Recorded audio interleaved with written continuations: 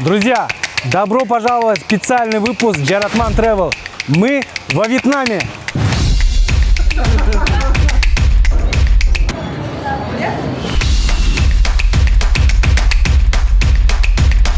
Екі күн, конечно, тамақтан қиналдық. Кыргызстанга барганда балдар русской воруч. На врагах надо зарабатывать. После мобилизации уехал в Бишкек. Сейчас мы живем из-за того, что здесь комфортно. Я буквально загуглила, как заработать много денег. Койдун этин табыш оор. Я могу гулять по ночам одна и не бояться. Но я гордо хожу со своим кыргызским паспортом. Бизнес здесь строить не сложно. Я не знал, что во Вьетнаме вообще бывает снег. Есть во Вьетнаме даже смертная казнь. Бұл жақ маркетинг тармағы, анан отдел продаж тармағы. Пустой, да, мен үйланғым келеді. Атайын адал издешет. Атайын адал издешет. В Вьетнаме вот это такая страна, где кыргыз чувствует себя богатым.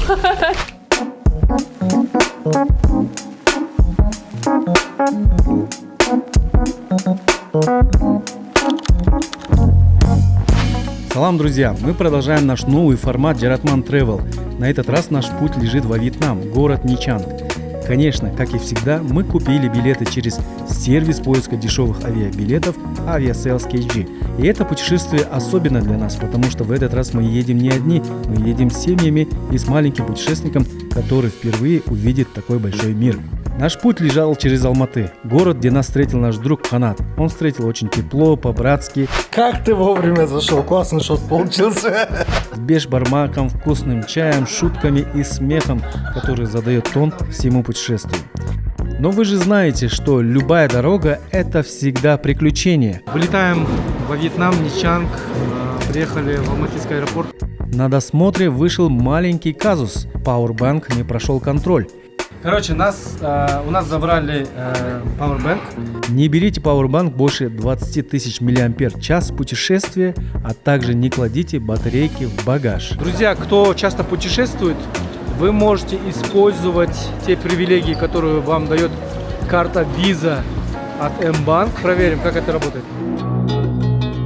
Друзья, я заказал карту Mbank Freestyle Premium от Visa, потому что у нее целый ряд преимуществ. Во-первых, вы можете проходить бесплатно в лаунж-зоны международных аэропортов по всему миру. Во-вторых, вы можете получать кэшбэк 2%, а в кинотеатрах до 5% и экономить до 1200 сомов каждый месяц. В-третьих, вы можете проходить в аэропортах по форме Fast Track, то есть это прохождение контроля без очереди. В-четвертых, вы получаете 2 бесплатные упаковки багажа, но и это еще не все.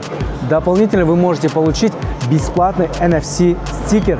Используйте, ведь это очень удобно, легко и быстро.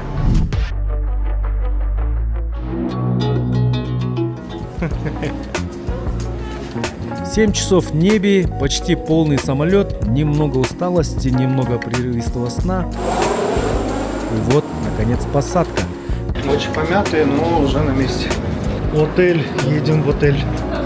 Первое, что ты чувствуешь, а точнее вдыхаешь, это чистый воздух. Теплый, влажный, живой. Солнце будто встречало нас со словами «Добро пожаловать в Вьетнам». Друзья, всем привет! Мы прилетели из зимы в Лето. Что, как долетели? Очень классно. Она врет. Выбрали центр города, потому что в Ничанге очень много активности, очень много магазинов, массажных салонов. Мы решили пройтись, взять симку. Симки здесь недорогие, связь недорогая. В целом услуги тут довольно-таки дешевые. Страна начала только открываться. Продукты питания, одежда, услуги, отели не очень и дорогие по сравнению с тем же Таиландом. Теперь официально, я миллионер. $100 мы обменяли, и это получается 2 миллиона 610 тысяч донгов.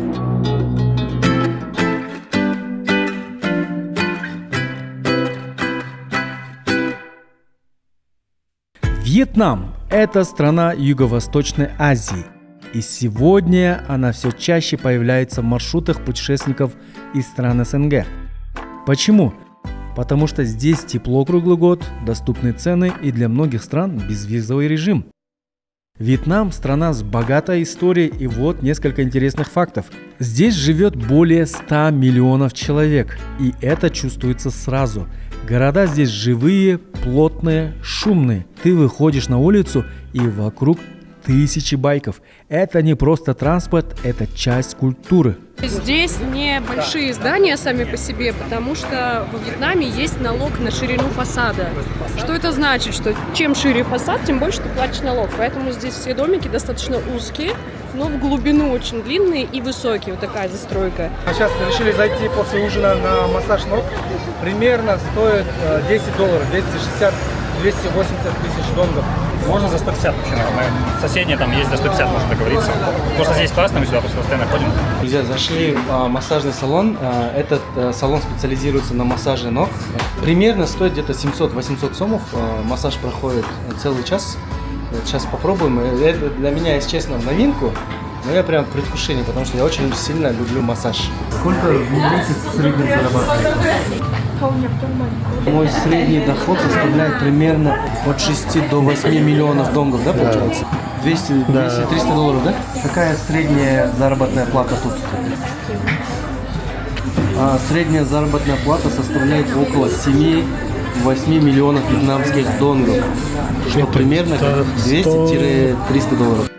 Экономика Вьетнама – одна из самых быстро развивающихся в Азии. Вьетнам – это страна контрастов. Рядом с современными зданиями уличная еда, маленькие кафе на пластиковых стульях. В стране формально социализм, но торговля и бизнес растут полным ходом. Здесь удивительный баланс. С одной стороны развитие и рост, с другой – спокойствие и умение наслаждаться жизнью. И, наверное, именно это и притягивает сюда сотни тысяч людей со всего света.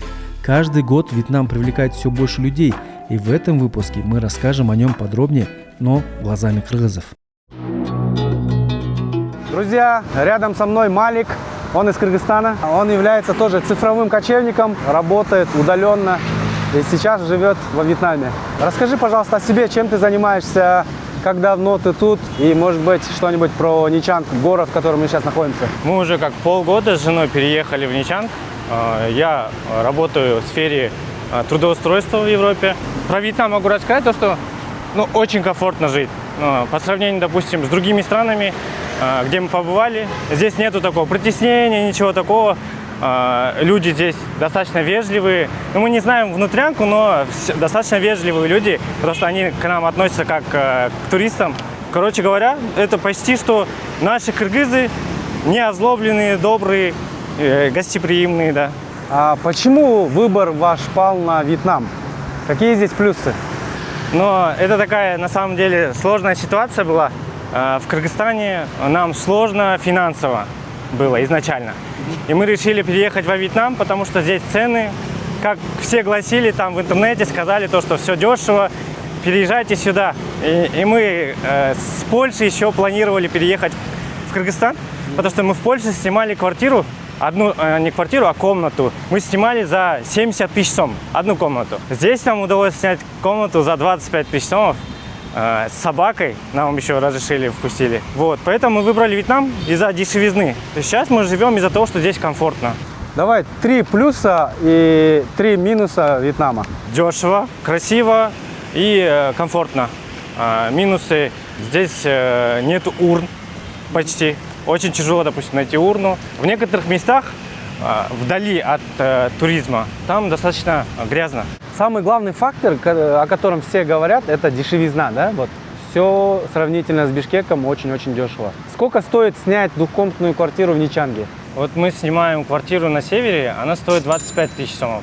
А сколько стоит джим? Я хожу в зал, который стоит 1000-1200 сомов в месяц. Сколько вы тратите денег на продукты питания и еду в месяц в расчете на одного человека? Если смотреть по минимуму, да, можно тратить на человека около 15 тысяч сом на еду. Но по минимуму в плане ходить в заведение и так далее, потому что мы достаточно редко готовим дома, потому что мы работаем постоянно. Насколько здесь дорогая одежда? Мы не ходим по рынкам, потому что достаточно могут там обмануть немного, там, как и везде.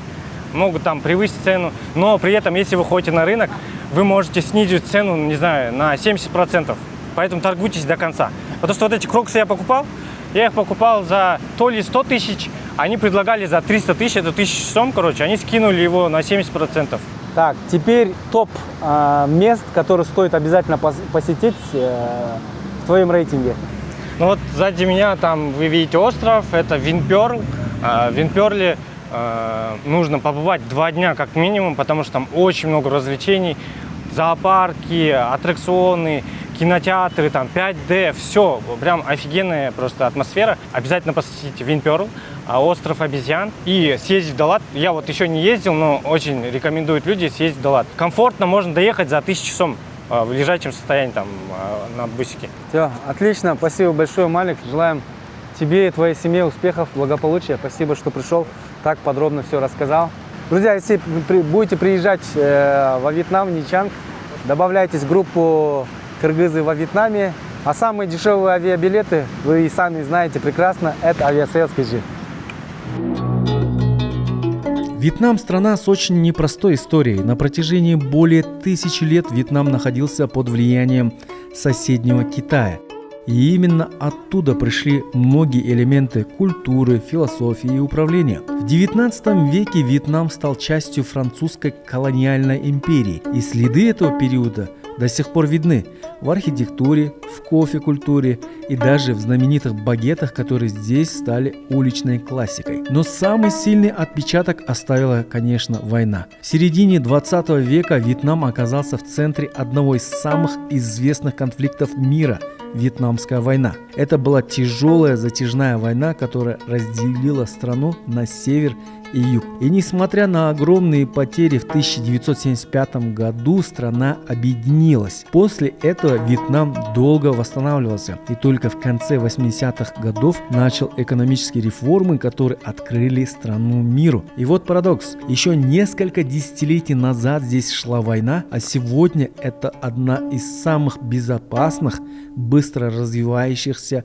туристических направлений в мире. Мы приехали на водопады Бахо Waterfalls. Это очень популярное место туристическое. Здесь есть 3 небольших таких озера. Находится где-то в 40 минутах езды от Ничанга. Для тех, кто любит трекинг, ходьбу, это идеальное место, потому что можно пройтись по пересеченной местности, по скалам походить, по канатам, ну и также искупаться в такой прохладной водичке, что я только что и сделал. Уронил камеру вон туда, за вот этот, и чуть не со скалы, но достал. Помимо живописной красивой природы, здесь очень трепетно относятся к экологии. Каждые 150-200 метров вот такие урны для мусора. Есть очистные сооружения для сточных вод. И также везде мы заметили сетки, веревки, что делает подъем и спуск очень безопасным. Поэтому с точки зрения туризма и вот продумывания вот таких нюансов и деталей, они, конечно, далеко ушли вперед. Мы в этом плане должны у них многому учиться. Смотрите, как организован у них туалет. Выглядит как какое-то лофтовое кафе. Цветы, умывальники, кабинки чистые. Хотелось бы, чтобы у нас в Кыргызстане тоже были вот такие красивые, уютные туалеты. Потому что если театр начинается с вешалки, то страна, мне кажется, начинается с туалетов, да? Как вы думаете? Вот давайте спросим у местного туриста. Очень Очень классно здесь какается. Друзья, это настоящая находка. Мы познакомились с очаровательной Элей. Она уже около 15 лет живет во Вьетнаме. Родом она из Балыкчи, да? Да. И работает в туристической сфере. Я совсем недавно запустила уже здесь свою туркомпанию Азия Микс, да? Все верно. Да, Эля, мы рады с вами познакомиться. Взаимно. Расскажите, пожалуйста, как получилось так, что вы попали во Вьетнам? Ну, в первую очередь мы приехали сюда с подругами для того, чтобы отдохнуть. Когда мы сюда прилетели, настолько мне понравилась эта страна, с первого взгляда я в нее влюбилась, и мне захотелось здесь остаться. Я стала общаться с местными ребятами, ну, в целом с народом. Настолько они очень чуткие, они очень тонкие. Сам Вьетнам энергетически очень сильная страна. И, конечно, это подкупает. Ну и, опять же, море, солнце, пальмы, да, то есть это просто мечта каждого человека пожить в такой стране. Так как в моей семье не было такой возможности, чтобы постоянно путешествовать, я всегда во всех странах жила и работала, да, то есть оставаться. И я подумала, почему бы не воспользоваться такой возможностью. Я осталась, стала работать. Долгие годы я работала в сфере туризма. Это были вьетнамские компании, с которыми ребятами я работала, сотрудничала. Мы со всеми в приятельских, дружеских отношениях остались. Но сейчас пришел тот момент, когда я решила открыть свою компанию. Как вы уже сказали, компания будет называться «Азия Микс». И планирую взять наших ребят, собрать, чтобы вместе двигаться и развиваться. Вот мы заметили, что вьетнамцы очень спокойный народ, очень дружелюбный. Мы не заметили никакой агрессии, да? Супер открытые, супер вежливые и очень сервисные, да? Да, вот, да. Расскажите, пожалуйста, более подробно про вьетнамцев. Да. Как так получилось, что у них нету вот этой, скажем так, агрессии, ненависти к окружающим, а супер открытые? Они более 1000 лет воевали с китайцами, на них нападала Камбоджа, на них нападала Япония. Также они были 80 лет под колонией французов, но при этом они всех встречают, радужно встречают. Но оказалось так, что я стала сама по себе, я чувствую, что я нервничаю, я говорю, зачем вы тогда их всех пускаете, раз вы их не любите? И один профессор вьетнамский, он мне сказал, Эль, успокойся, на врагах надо зарабатывать. Вот эта мысль, вы знаете, она настолько мне понравилась. Я такая, блин, действительно это так. Какие вьетнамцы с точки зрения семейных ценностей, традиций, насколько они придерживаются вот, в современное время? Вы знаете, молодежь, конечно, немножко сейчас уже разбалованная, но в целом, насколько мы дружим с вьетнамскими семьями, они очень порядочные. Здесь все вьетнамцы, не в зависимости, мама или папа, каждый день приезжают домой и уделяют время своим детям. Вот эта сплоченность, она идет у них из поколения в поколение. Вьетнамцы, они могут каждый день встречаться с друзьями, с родными, просто со своей семьей, пойти на пляж погулять. Вьетнам, на самом деле, необъятная страна. Казалось бы, она маленькая, население всего 102 миллиона. 102 миллиона.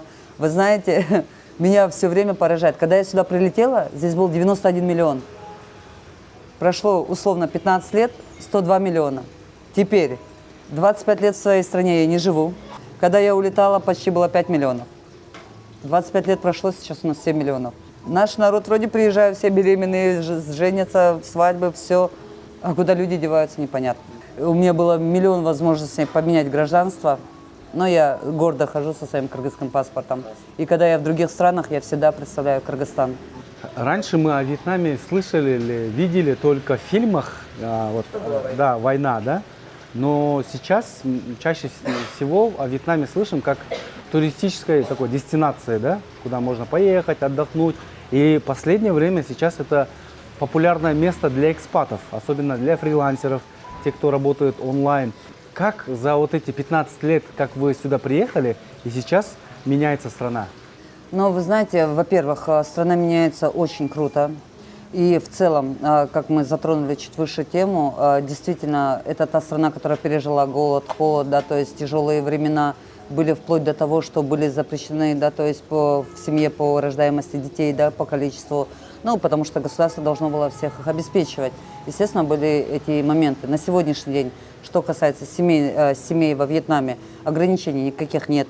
Аборты запрещены. В богатых семьях по 5, по 4, по 6 детей, потому что могут дать фундамент, образование, светлое будущее. В деревнях тоже по 4, по 5 детей, потому что те получают среднее образование, уже идут работать и помогают своим родителям. Городские жители, они, как правило, заводят себе по 2 деток. Если в семье мальчик и девочка, все, они дают фундамент, помогают, дают образование. Что касается образования, хорошее образование дают, школы бесплатные, до 5 класса совершенно бесплатные, 6 класса идут сборы на школьные нужды. У них до распада Советского Союза преподавался русский язык, тогда, когда Советский Союз развалился, русский язык отменили. И на сегодняшний день дети изучают английский, немецкий, французский язык. Что касается высших учебных заведений, они тоже есть. Те дети, которые заканчивают контрактную основу обучения, они вправе идти работать, куда они захотят. Те, кто закончил на бюджете, они должны проработать определенное количество лет на государство, а только потом идти работать туда, куда они захотят. Но и те, и другие остаются работать на государство. Почему? Потому что во Вьетнаме пенсии по возрасту не выдают. Выдают только госслужащим. Поэтому вьетнамцы в 4 утра встают, идут на пляж, делают зарядку, танцуют, потом завтракают, собираются, идут на работу. То есть это часть культуры, да? Это часть культуры. А зарядку переняли они когда-то делать от Советского Союза, но у них это осталось, у нас это ушло. Ого. Если говорить про Вьетнам сегодня, это одна из самых быстро растущих экономик Азии. Такой юго-восточный тигр. Сегодня Вьетнам – это настоящий производственный хаб. Здесь собирают все от одежды и обуви до электроники и техники. Многие мировые компании переносят сюда производство, потому что здесь сочетание дешевая рабочая сила, дисциплина и высокая скорость развития. В городах это чувствуется сразу. Новые районы, отели, дороги, страна буквально растет на глазах. При этом одна из ключевых опор экономики – это малый бизнес. Ты выходишь на улицу и видишь тысячи маленьких кафе, магазинов, лавок. Здесь предпринимательство – это часть культуры. Кажется, что каждый второй чем-то занимается. Мы находимся на ночном рынке.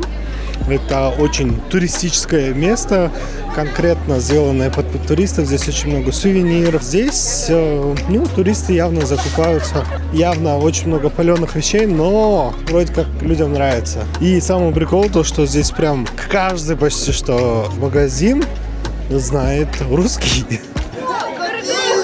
Да ладно! Не ожидали вас встретить. В стране, в которой есть такой рынок, как Дордой, наверное, не удивить маркетами, рынками, базарами. Но этот рынок удивил тем, что он работает в вечернее время. И смотрите, какая бурная торговля идет. Туристы днем отдыхают, путешествуют, а вечером у них есть пройтись и сделать небольшой шопинг. Урматтуу достор, биз азыр болсо Ничангдын так ортосунда жайгашкан Кочевник аттуу кафеге келдик. Бул кафенин негиздөөчүсү Болот мырза. Ничангда ким болбосо баардыгы таанып экен.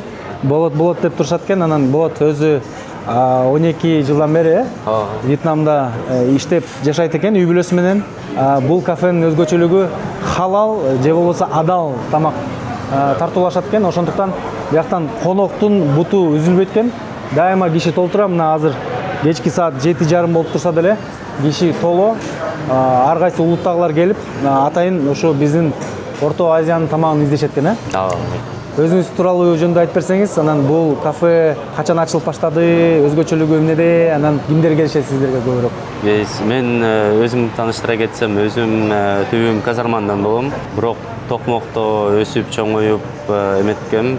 Ошон үчүн өзүм таанышып турганда өзүмдү Токмоктон деп айтамын. 2012 жылы биринчи жолу Вьетнамга келгем. Ал убакта болсо жумуш менен, окуу менен келип 1 жыл иштеп кеткем. Анан кийин Таиландка бардым, Турцияда болдум. Бирок Вьетнам мамлекети мага жакты. Жашоого вьетнамецтердин мамилеси жакты. Ошол себептен биз үй бүлө менен Вьетнамга кайтып келели деп чечтик. 2015 жылы кайда Вьетнамга кайтып келдик. 2016 жылы авария кабыл болуп, ошол авариядан кийин ошол ой келди, өзүбүздүн ишибизди, өзүбүздүн жумушубузду баштап алсак деген. 2016 жылы чечимге келдик, ошо кафени ачалы деп. Неге ушул эле кафени Бишкектен же болбосо Кыргызстандын башка шаарынан ачпай, ушу Вьетнамдан ачалы деп чечтиңер? Кандай плюстар бар бул жерде? Кыргызстанда биз ачып иштетип көрдүк, Каракол шаарында ачып иштетип көрдүк. Биякта болсо кафени иштеткенге кичине оңоюраак, жеңилирээк. Культурасы өзү ушундай, что үйдөн тамак жасагандан көрө лучше сыртка чыгып эшиктен тамак жесем арзаныраак болот деген үчүн ошон үчүн биякта спрос на еду больше. Эми сиздер Кыргызстанда да ачып көрүп турсуздар. Азыр болсо Вьетнамда иштеп жатасыңар. Ушу Кыргызстанда бизнес жүргүзүү менен Вьетнамда бизнес жүргүзүүнүн эң чоң айырмалары кандай? Кыргызстанда болсо алар штраф жазганды жакшы көрүшөт. Вьетнамда болсо андай жок. Вьетнамда болсо мындай катаң бар болсо, могу жерде огнетушитель туруш керек. Неге бул жерде жок деп штраф жазбайт. Булар сурайт. Мына маякта огнетушитель туруш керек. Биз канча убакыт сага берели, сен канча убакытта ошол жака огнетушителди кое аласың деп. Мисалы биз, например, бир жума дейбиз. Анан алар айтат: макул, бир жумадан кийин мынчанчы күнү саат мынчада биз келип жөн текшерип кетебиз дейт дагы, ошентип кетишет. Демек, мамлекеттик органдар ошо ишкерлердин иши жүрүшүнө кызыктар экен да, э? Ооба. Чет мамлекеттен Вьетнамга кайтып турист болуп келгендер саны өсүп атат. Ошол себептен биякта болсо тамак ашка спрос чоң. Азыр сиздин ушу кафелерде канча адам иштейт? Вьетнамецтерден бе? Жалпысы. Жалпысы бизде 40-тан ашык. Арасында вьетнамецтер дагы, анан кыргыздар дагы. Кыргыздар дагы бар, ооба. Вьетнамдын сизге жаккан эң чоң мындай плюстары, анан сизге эмне жетпейт же эмне жакпайт бул жерде? Чынын айтканда эң чоң жаккан жери болсо бул биринчи орунда, наверное, климат.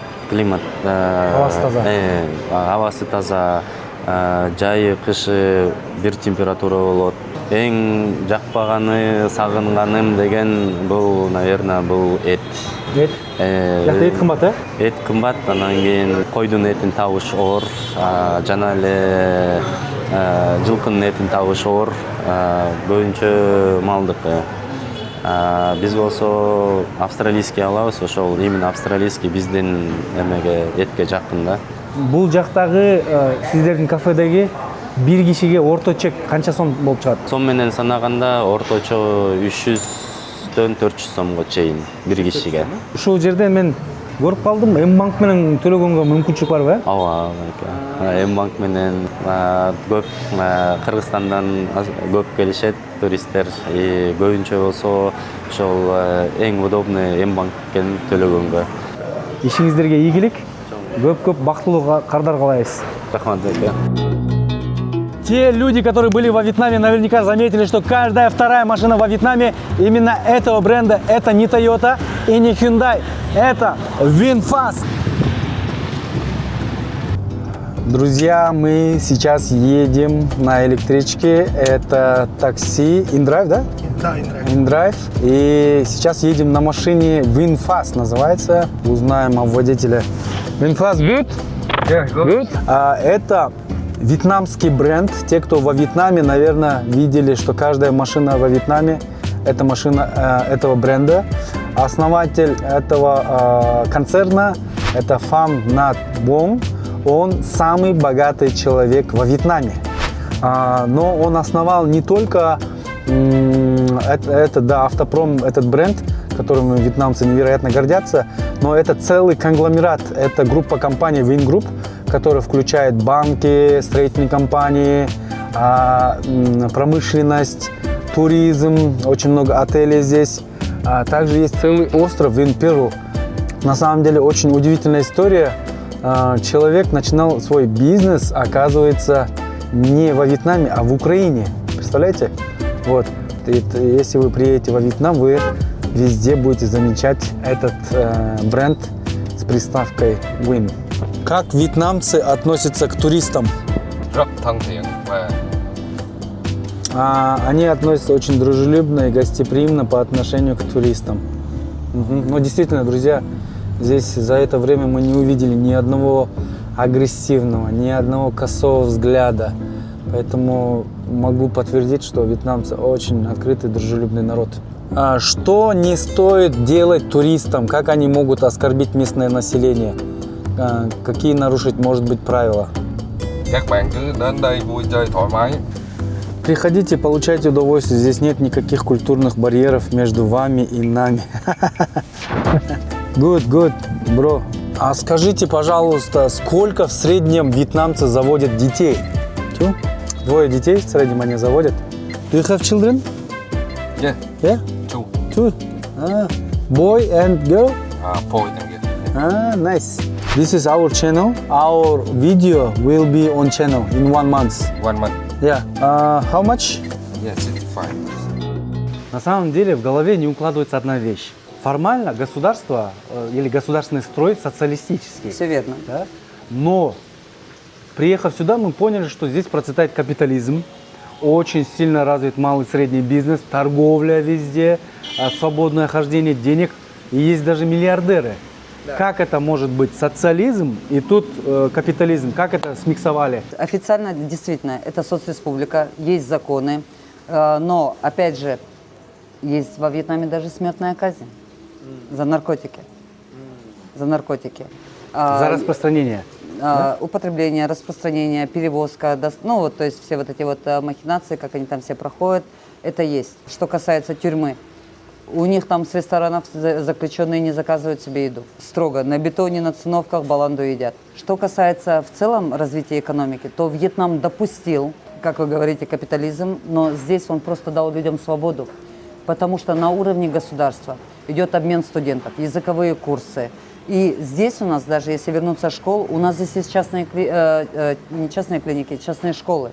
Даже в нашей провинции, где население всего 500 тысяч, есть 3 международные школы. Канадская, кембриджская, сингапурская школа. Там, где богатые вьетнамцы, их у нас много, отдают своих детей. По окончанию этих школ они знают как минимум 3 иностранных языка и могут спокойно полететь в любую страну, получать повышение квалификации. Почему страна так делает? Потому что все специалисты потом сюда возвращаются. Ну, то есть студенты бывшие, да, скажем, но уже возвращаются с готовыми специалистами. Страна также допустила сюда очень много инвестиций, но очень грамотно допустила. Здесь не дают каждому второму землю в аренду. То есть можно взять помещение. Иностранцам также запрещено покупать частную собственность, то есть дома, да, частные, в частном секторе, только апартаменты. И то сроком на 50 лет. Но каждые 50 лет можно переоформлять. То есть это что касается иностранцев. Что касается экономики, если конкретно коснуться, Вьетнам занимал долгое время первое место по экспорту риса. Вьетнам умудряется 3 раза в год вырастить урожай. И основной покупатель это Китай. Китай 60% риса закупает из Вьетнама. Более 127 разновидностей вьетнамского риса. Но вот здесь очень сильно работает биржа. Их биржевики работают очень сильно. В момент торгов, а это в год раз, да, в полгода раз происходит, они даже от монитора не могут глаза оторвать. То есть я с одним из таких ребят разговаривала, они говорят, что делает Вьетнам. То есть они просто-напросто идут торги. Вьетнам уже, допустим, себя зарекомендовал, что они могут поставить рис в любую страну в большом количестве. И все, начинаются торги. Но Вьетнам это не единственная страна, которая продает рис. И получается, 1-я, 2-я, 3-я страна начинает продавать. Потом риса меньше, начинается паника. Что происходит? Искусственно начинают поднимать цены. Когда искусственно поднимаются цены, Вьетнам нажимает и продает. То есть вот эта вот стратегия, вот эта вот четкость действий, она дает им рост. Это вот признаки капитализма, скажем так. А в чем заключаются признаки социализма? Есть ли бесплатное образование, бесплатная медицина? Есть. Бесплатное какое-то соцобеспечение? Конечно. Смотрите, получается, выше я уже сказала касательно образования, что бесплатные школы, поэтому все дети получают среднее образование. И если у ребенка есть знания, на бюджет он тоже может поступить и обучиться в высшее учебное заведение, закончить. Что касается медицины, медицина здесь для вьетнамцев бесплатная, то есть по прописке идут в поликлинику, лечатся, то есть получают полные анализы, потом покупают медикаменты для себя. Что касается у нас, допустим, помощи, то если это малоимущая семья и они заявляют об этом, государство дает помощь. Это тоже очень хорошо. Но, опять же, здесь еще, по крайней мере, в нашей провинции нет ни одного, нету дома престарелых. У нас нету детских домов. Да. Во Вьетнаме? В нашей провинции. В столицах они есть. Это большой плюс. Потому что у нас есть богатые, у нас есть средний слой населения, у нас есть бедные, но во Вьетнаме нету нищих. Во Вьетнаме нету людей без определенного места жительства. А это запрещено, что ли, или как? Нет, государство помогает. Если ты не мог себе заработать, ты можешь пойти работать на государство, государство выделит тебе жилье. Кстати, да, мы не заметили здесь людей без определенного места жительства, бездомных. Да. И попрошаек, кстати, не заметили. Ну вот, а это же признаки социализма, вернее. В Бишкеке, да и в целом в Кыргызстане сейчас очень сильно выросли цены на квартиру, на продукты питания. Здесь как будто цены 10-летней или 15-летней давности в Бишкеке. Как при таких глобальных условиях у них получилось сохранить вот эту дешевизну, да? Потому что все, кого мы опрашиваем, в первую очередь ставят здесь дешево, да? Здесь очень дешево жить, там, двухкомнатная квартира, условно говоря, там, $200-300. Продукты питания, легче ходить в заведения и дешевле питаться в кафе, ресторанах, чем готовить самому, да? Как у них получилось вот это сохранить? Ну, смотрите, в первую очередь я хочу что отметить. Когда я сюда приехала, здесь курс доллара, он стоил 22 донга. На протяжении 8 лет ни на грамм не поднимался ни вверх, ни вниз. На протяжении 8 лет? 8 лет. Был 22. Моя мама $1000 своих соберет, и я над ней смеялась. У нее давление поднималось, как курс доллара поднимается, либо падает. Я говорю, мам, уже на сумму переведите, живите спокойно. Ну, так вот. Что касается здесь, мы даже деньги собираем в донгах, потому что он всегда был стабилен.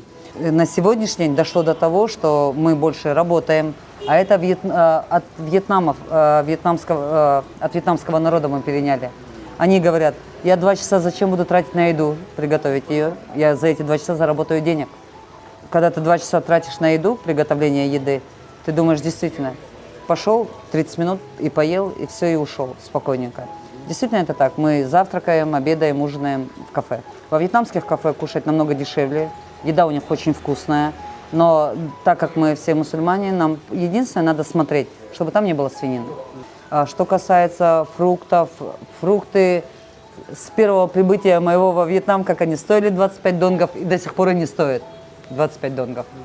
Бананы, пойдете на рынок, за 10 тысяч донгов вы возьмете связку. За 800 сом можно купить связку бананов или свежий манго, да? Да.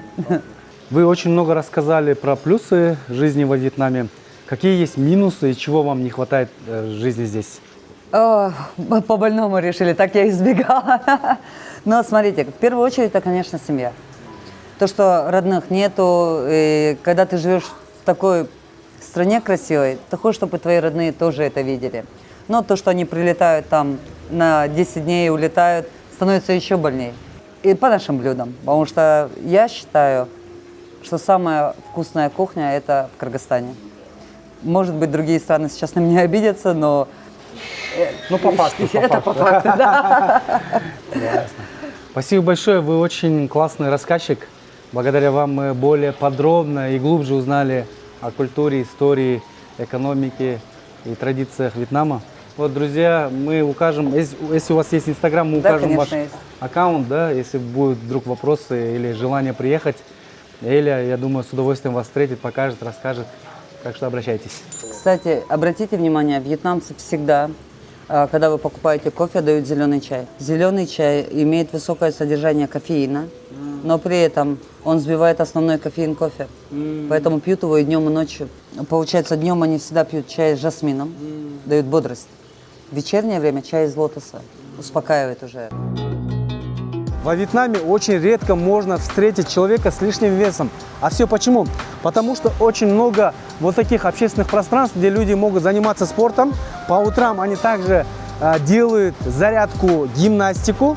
И можете видеть, что здесь кучу тренажеров и активностей. И, скорее всего, это также связано с тем, что в их культуре еды очень много овощей, фруктов и очень мало холестерина.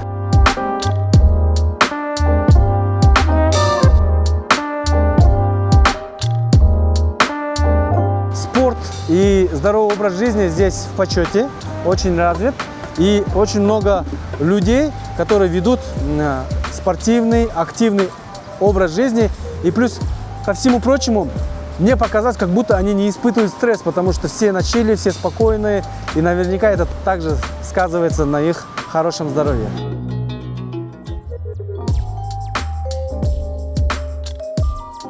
Друзья, мы пришли в кондитерскую Мисс Макаронс. Со мной рядом замечательная Асель, она является основательницей этого бренда. Асель сама родом из Аша, вот, и уже 2-й год ведет здесь бизнес. Расскажите, пожалуйста, о себе и почему вы вообще решили здесь заняться бизнесом? Последние 10 лет переехала в Россию, там проживала, в городе Екатеринбург. И мы с подругой выбирали тур, куда полететь в отпуск, и чисто случайным образом нам предложили Ничанг. И мы решили, да, для галочки съездим, попробуем, почему бы нет. Прилетев сюда, то есть мы сильно удивились, потому что все было на русском языке, много наших земляков, плюс природа, люди. И первый раз, когда я вьетнамцев увидела, я сказала, так, это же мы, кыргызы. То есть, ну и когда была в отпуске, я не нашла наших десертов, именно уже знакомые с крем-чизом. Привычные нам, Привычные нам вкусы, да. Попробовав вьетнамские десерты, мы поняли, что это совсем не то, это не другой вкус.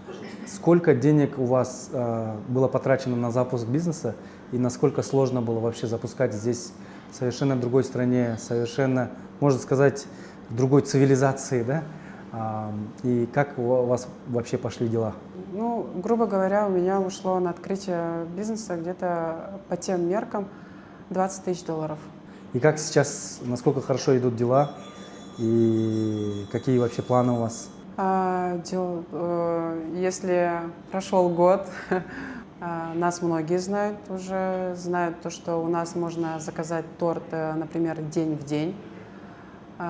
Также мы реализуем десерты в другие заведения. На следующей неделе открытие второй локации Miss Macarons. Мы слышим наших покупателей, что они хотят, какие запросы есть. Мы постоянно обновляем ассортимент. А какие вообще здесь условия созданы для бизнеса с точки зрения налогов, с точки зрения проверок, с точки зрения каких-то других разрешительных документов?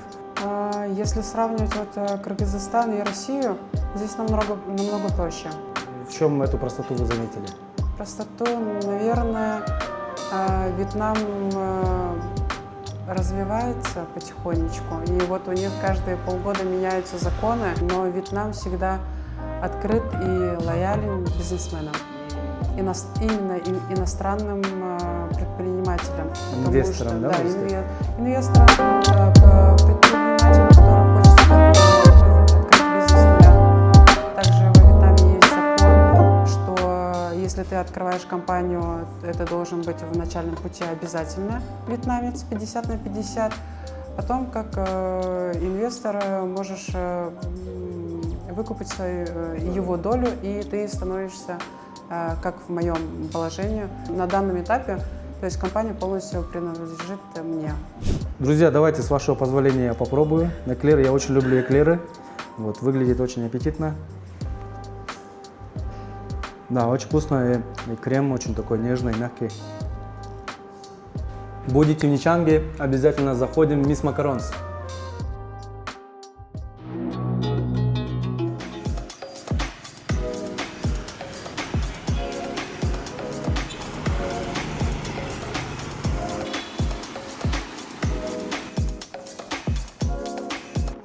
Урматтуу достор, биз ушул Ничанг шаарында азыр жээктин жанында кетип баратсак, Бауырсак деген ушундай ашкана көрүп калдык.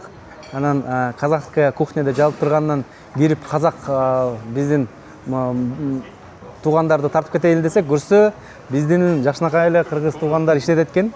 Анан жанында отурган Эрболот. Эрболот, бул ишкана, бул ашкана ачканыңарга канча болду? Анан эмнеге бул жактан бизнес жүргүзөйүн деп жатасыңар? Өзү негизи ресторан тармагында бул биринчи жолу алектенишибиз. Анан экинчиден бул жакта даяр система иштеп келген. Буга чейин эле иштеген кафе. Ээлери башка болчу? Ээлери казак бир туугандар болчу. Анан биз уже алып иштеткенибизге бир айдан ашты. Ошол убакыттын тегерегинде биз толук кандуу ребрендинг кылганга деле жетише элекпиз. Вьетнамдын сизге кайсы жактары жакты? Бул тропикалык өлкө. Абанын нымдуулугу, ден соолук чыңдайм дегендер келсе болот. Анан эли мындай саясат менен аралашпаган, мындай өзү менен өзү иштерин кылган, көп жолтоо болбогон, мындай эркиндик бар экен да бул жерде. Ишкердик кылам десең деле, турист катары келем десең деле болгону, мыйзамды бузбай, жакшы жашасаң, жүрсөң, бул жерде мындай эркиндик көбүрөөк. Эркин жүрөсүң, анан бул жерде ишкердик кылуу мүмкүнчүлүктөрү деле кенен. Себеби белгилүү бир модельди уже орустар кылып койгон болот, же казак бир туугандар жасап көргөн болот. Кимдир бирөө уже туристтерге байланыштуу бир бизнестерди кылып койгон болот да. Болгону алардын моделин дагы да жакшыртып, бул жакка нөлдөн ачсаң туура болот. Көбүнчө сиздерге кайсы өлкөлөрдөн кардарлар келишет? Анан эмне үчүн сиздерди тандайт? Биринчиден биз Борбордук аянтчага бул жерде жакынбыз. Бул Бауырсак кафе жакын биринчиден. Экинчиден бул жерде бир эле СНГ мамлекеттери үчүн эмес, аз-аздан менюбузда ошол эле Вьетнамдын дагы тамактары бар. Кааласа Вьетнамдын деңиз азыктарын жесе болот. Ошол эле учурда өзүбүздүн лагманды, мантыны сагынып келгендер дагы жесе болот. Борсокто бышырып беребиз. Ошол эле учурда бизде ушул кафенин жайгашкан жери мындай чайкана атмосферасын берет да. Бул жерде кенен, мисалы кээ бир кафелерге кирсең тар болуп калат. Анан бул жерде өзүңүз көргөндөй эле жел жүрүп турат. Абасы жакшы, кенен пространство, анан чайкана атмосферасында жакшы сервис көрсөтүлөт.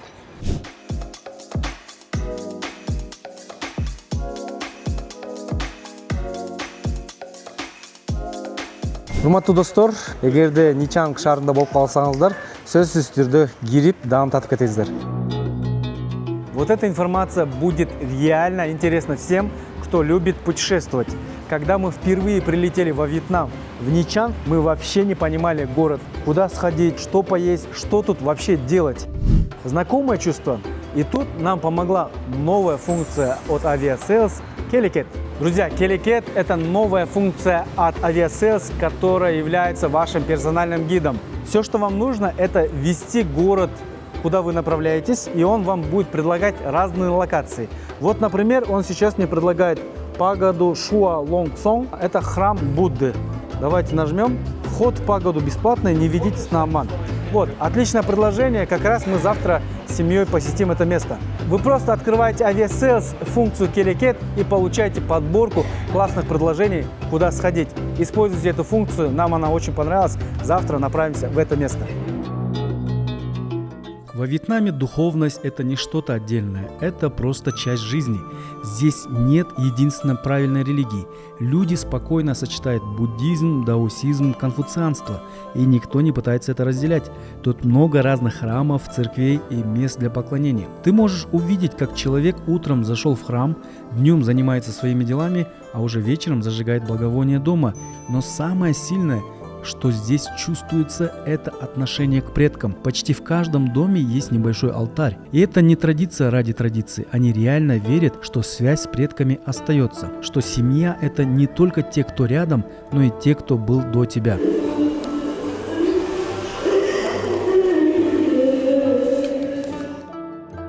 Друзья, мы сейчас приехали в пагоду, которая называется Лонгшон. Это буддийский храмовый комплекс со статуей белого Будды, которого видно издалека практически со всего города. И это очень популярное место, очень духовное место. Люди сюда приезжают не просто туристы, но также и местные люди, которые хотят помолиться. Вот. И давайте посмотрим, как этот комплекс выглядит. Наверняка очень-очень интересно. В 2026 году это по-прежнему главная религиозная достопримечательность провинции Кханьхоа и одно из самых посещаемых мест. Сюда приходят не только ради красивых фото и панорамного вида, но и за внутренним спокойствием. Главное о пагоде. Храм был построен в 1886 году и пережил мощнейший ураган в 1900. Сейчас это действующий монастырь. Я стою сейчас у статуи лежачего Будды, но интересно тут вот что. Это вот знак свастики, как вы все знаете, и у нас он ассоциируется с символом нацизма. Но на самом деле история свастики намного глубже, и изначально смысл был совсем другой, очень даже позитивный. Этому символу примерно 3-5 тысяч лет. Оно берет свое начало из восточной философии и изначально означало знак благополучия, знак жизни, знак процветания, созидания, мира и света, знак солнца. В 20 веке позже уже нацисты начали использовать это как свой символ. И представляете, как можно было перевернуть, взять символ целой цивилизации и совершенно по-другому заложить туда противоположные смыслы. Вход бесплатный. Не верьте тем, кто просит деньги у входа. Лучше приходить на закате или рано утром. Дресс-код: плечи и колени должны быть закрыты для входа в сам храм. На улице свободнее, но в купальниках нельзя. Бегаим, расскажите о себе. Почему вы сейчас выбрали Вьетнам и как развивается ваш проект, стартап, ну вот эту предысторию. Хорошо. Бегаим Замирбек меня зовут, я родом из Бишкека. Родилась и выросла в Бишкеке, но высшее образование я получала в Праге. У меня был очень классный папа, который очень верил в то, что все люди созданы, рождены справедливыми, одинаковыми, и мир должен быть справедливым ко всем. Он был очень наивным человеком. Но из-за этого я работала всю свою карьеру в НПО-секторе, в некоммерческом секторе. 1,5 года назад я поняла, что все, что я делаю, тогда мне казалось очень бессмысленным. В какой-то момент моя работа превратилась в написание отчетов и выполняла стратегию и видение доноров, которые не живут в Кыргызстане и не понимают Кыргызстан. И я поняла, что реальные изменения, которых я хотела, в которые заложил мой отец меня, у меня просто был замечательный, очень добрый, очень справедливый отец. И он научил... Отец? Простой Замирбек. Он был учителем физики и математики. Я знала, что я хочу изменить мир к лучшему, но я понимала, что чтобы это сделать, мне нужны не просто деньги, мне нужно очень много денег. Потому что я живу в Кыргызстане, я понимаю, что нужно жителям Кыргызстана, но у меня не было денег внести эти изменения. Я подумала, что если я заработаю много-много-много-много денег, я могу выносить их так, как я хочу, а не как доноры, которые не живут в этой стране и не понимают ее. Вот. Я буквально загуглила, как заработать много денег. Но Прям так и написали? Почти так и написала. Вот. Но я решила, что мне нужно строить бизнес. Я в это же время была еще там не совсем хороших отношениях, не совсем хорошим человеком, который оставил такой плохой след в моей истории, в моей личной жизни. И был такой, и до сих пор есть такой сервис, где мужчины рассказывают аудиоистории, придуманные, написанные женщинами, как правило. И в этих аудиоисториях мужчины идеальные. Я слушала очень активно эти истории на английском языке. Я захотела что-то такое сделать для русского языка. Я сделала такой, это даже был не MVP, это невозможно назвать MVP, это просто была какая-то идея моя. И я принесла ее Дэну Абдулдаеву. Не знаю, если вы знаете Дэн, замечательный молодой человек в Бишкеке, строит экосистему стартаперов в Бишкеке. Мы старые приятели. И я презентовала ему все свое видение, идею, там, бюджет, как я это все вижу. Я говорю, я вот так хочу. Я не имею ни малейшего представления, как это делается, но я хочу вот так. И он взял меня под свое крыло, он отправил мне кучу школ. Я прошла школу от Y-комбинатора, я посмотрела все лекции, все книги, которые он мне посоветовал. И один из советов был Дэна: подавайся на все акселераторы, которые есть. Даже если тебя не возьмут, ты хотя бы сможешь собрать свои мысли в один документ на одну страницу и понимать, куда ты движешься. Первый был, конечно, в списке Y-комбинатор. Это, мне кажется, все стартаперы должны податься в Y-комбинатор и получить отказ. Я подалась в Y-комбинатор, я получила отказ, конечно же. И второй был в списке Antler. Antler — это глобальный акселератор, который вкладывается как раз-таки в стартапы на стадии идеи, когда у тебя ничего нет, просто есть бешеная идея и горят глаза. Тогда я уже понимала, что мне нужна соосновательница, которая технически разбирается в таких вопросах. Я нашла классную девочку тоже из Бишкека, Аню, и мы с Аней поговорили, я позвала, она согласилась как раз-таки, и мы с Аней начали заполнять заявку в Antler просто от балды. Antler по всему миру есть, от Америки до Японии. И в списке всех стран Antler такой, что если ты проходишь в акселератор Antler, это обучающая программа на 8-10 недель в мире, но они не помогают тебе с визой, даже если ты проходишь. Ни с визой, ни с чем они не помогают. Если ты проходишь, они небольшую стипендию тебе платят, которая покрывает аренду жилья в этом городе. Я открыла список стран, где есть Antler, и из списка стран, где есть Antler, но нам не нужна была виза туда, оставались Малайзия и Вьетнам, кажется. Вот. И я посчитала, что жить во Вьетнаме дешевле, чем в Малайзии. Кыргызам можно приехать по электронной визе на 90 дней, а программа длилась как раз-таки 11 недель. 1 октября мне пришло приглашение на первое интервью, 2 октября я прошла второе интервью, 6 октября мне написали письмо: приезжай во Вьетнам. Я увольняюсь. Это ужасный совет, я никому не советую так делать. Я просто увольняюсь, потому что я понимаю, что это мой шанс попробовать это сделать. Подумала, что я могу... Вы сейчас не жалеете об этом? Абсолютно нет. Нет, я переехала во Вьетнам, они меня приняли. Я сразу сказала, я ничего не понимаю, что я делаю, но я знаю, как построить вот такую аудиоисторию, которая понравится девушкам. Все, я им написала, прошла собеседование, они меня позвали, я переехала, и теперь 1,5 года спустя я не возвращалась в Бишкек ни разу. Я как переехала в октябре 2024 года сюда, в Хошимин, находится акселератор в Хошимине, я так и живу в Хошимине уже 1,5 года. Как вообще здесь развивается бизнес и как здесь чувствуется дух стартаперов? Я могу сказать за Хошимин. Я нежно люблю Вьетнам, я нежно люблю Хошимин. Хошимин — это финансовая столица Вьетнама, где находятся все акселераторы. Там огромное количество акселераторов, огромное количество инвесторов, огромное количество стартаперов и, самое главное, очень хорошее IT-комьюнити. Айтишников на любой язык, любой уровень, я не знаю, в целом, как в Бишкеке. Я знаю, что в Бишкеке тоже хорошие айтишники на разный ценник. Просто в Хошимине живут 10 миллионов человек в одном городе. Поэтому таланта просто больше. по крайней мере, массовые больше. А зарплаты, ну, примерно такие же, как в Бишкеке, не совсем дорого стоит. Но у меня есть друзья, которые строят решения, например, для логистических компаний, для транспорта. И Вьетнам — это одна из главных экспортеров, да, одежды, например, в мире. Они там шьют для Uniqlo, для H&M, для всех одежду здесь во Вьетнаме, и логистика здесь бешеная. И, конечно, то решение, которое он строит здесь для там одной компании, это не сравнится с решением, которое он бы построил там на всю Центральную Азию, потому что, мне кажется, рынок вообще не сравнивается с Центральной Азией. А плюс ко Вьетнаму рядом ты получаешь Индонезию, тоже 200 миллионов человек. Ты получаешь Малайзию, ты получаешь Сингапур, где находятся все деньги. Мой инвестор Антлер Вьетнам, но основной инвестор, деньги мы получаем от Антлера в Сингапуре. А какую сумму вы привлекли? Антлер нам дал $110 тысяч при оценке почти $1 миллион. Они взяли все лучшее из социализма, то, например, как они дают бесплатно медицину, образование и другие государственные услуги, но в то же время они супер бизнес-ориентированы, да? Да. Им нужны деньги, им нужен бизнес, они в прекрасных отношениях со всеми странами мира, мне кажется.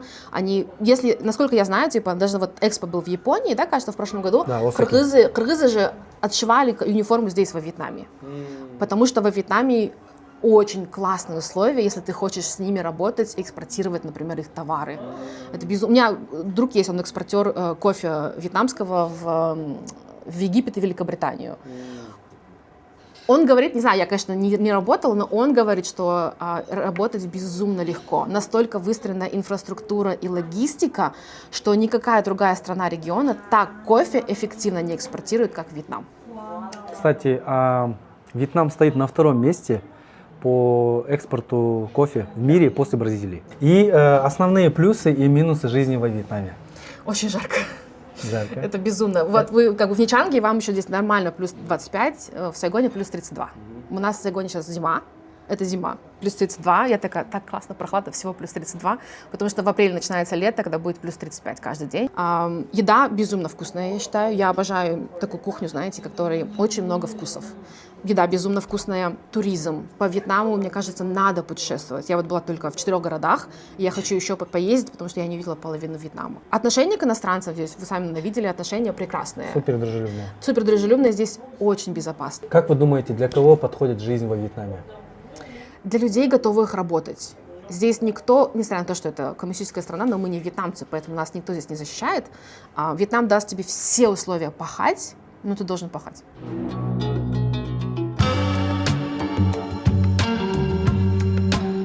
Друзья, мы только что приехали на Чамские башни. Это одно из самых популярных достопримечательностей Вьетнама и Ничанга. Очень популярное среди туристов место. Это храмы индуистские древней морской цивилизации. Их возвели народность Чампы. Они очень активно торговали с Индией, с Китаем, с другими странами, цивилизациями. И эти храмы были возведены с 4 века по 12 век нашей эры. По 12 написано. Ладно. Пойдемте посмотрим, как это выглядит.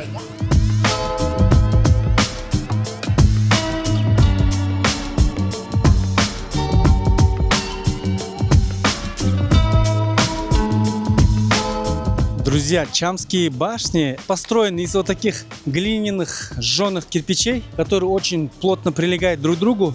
И смотрите, как они сохранились, как будто бы современные. Но мне кажется, это отреставрированная часть, а вот более старая часть выглядит вот как здесь. Около 1000 лет стояли эти башни, но до сих пор сохранились.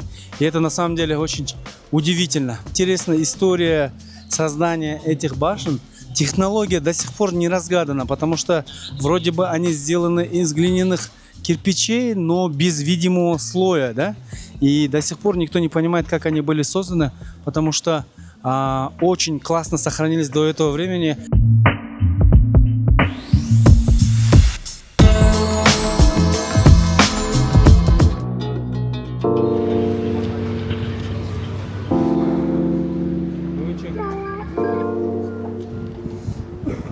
Biz азыр Ничангда жайгашкан Алатоо чайханасына келдик. Бул жайдын негиздөөчүсү Адилет мырза. Адилет мырза өзүнүн досу менен 1 жыл мурун ушул жерге жакшынакай кылып чайхана ачыптыр, Алатоо деген. Адилет мырза, айтып берсеңиз, эмнеден улам бул чайхана ачылып калды? Досум экөөбүз эс алышка келгенбиз, бул жака дем алып кетейик деп келатканда ойлор келген, Россияда, Вьетнамдарда эле болсо керек деп. Келсек вообще башкача.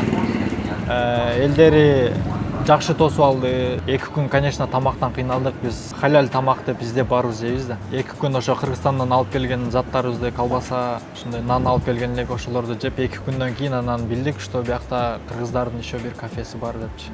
Кочевники деп сурап айтып калды бирөөдөн сурасак.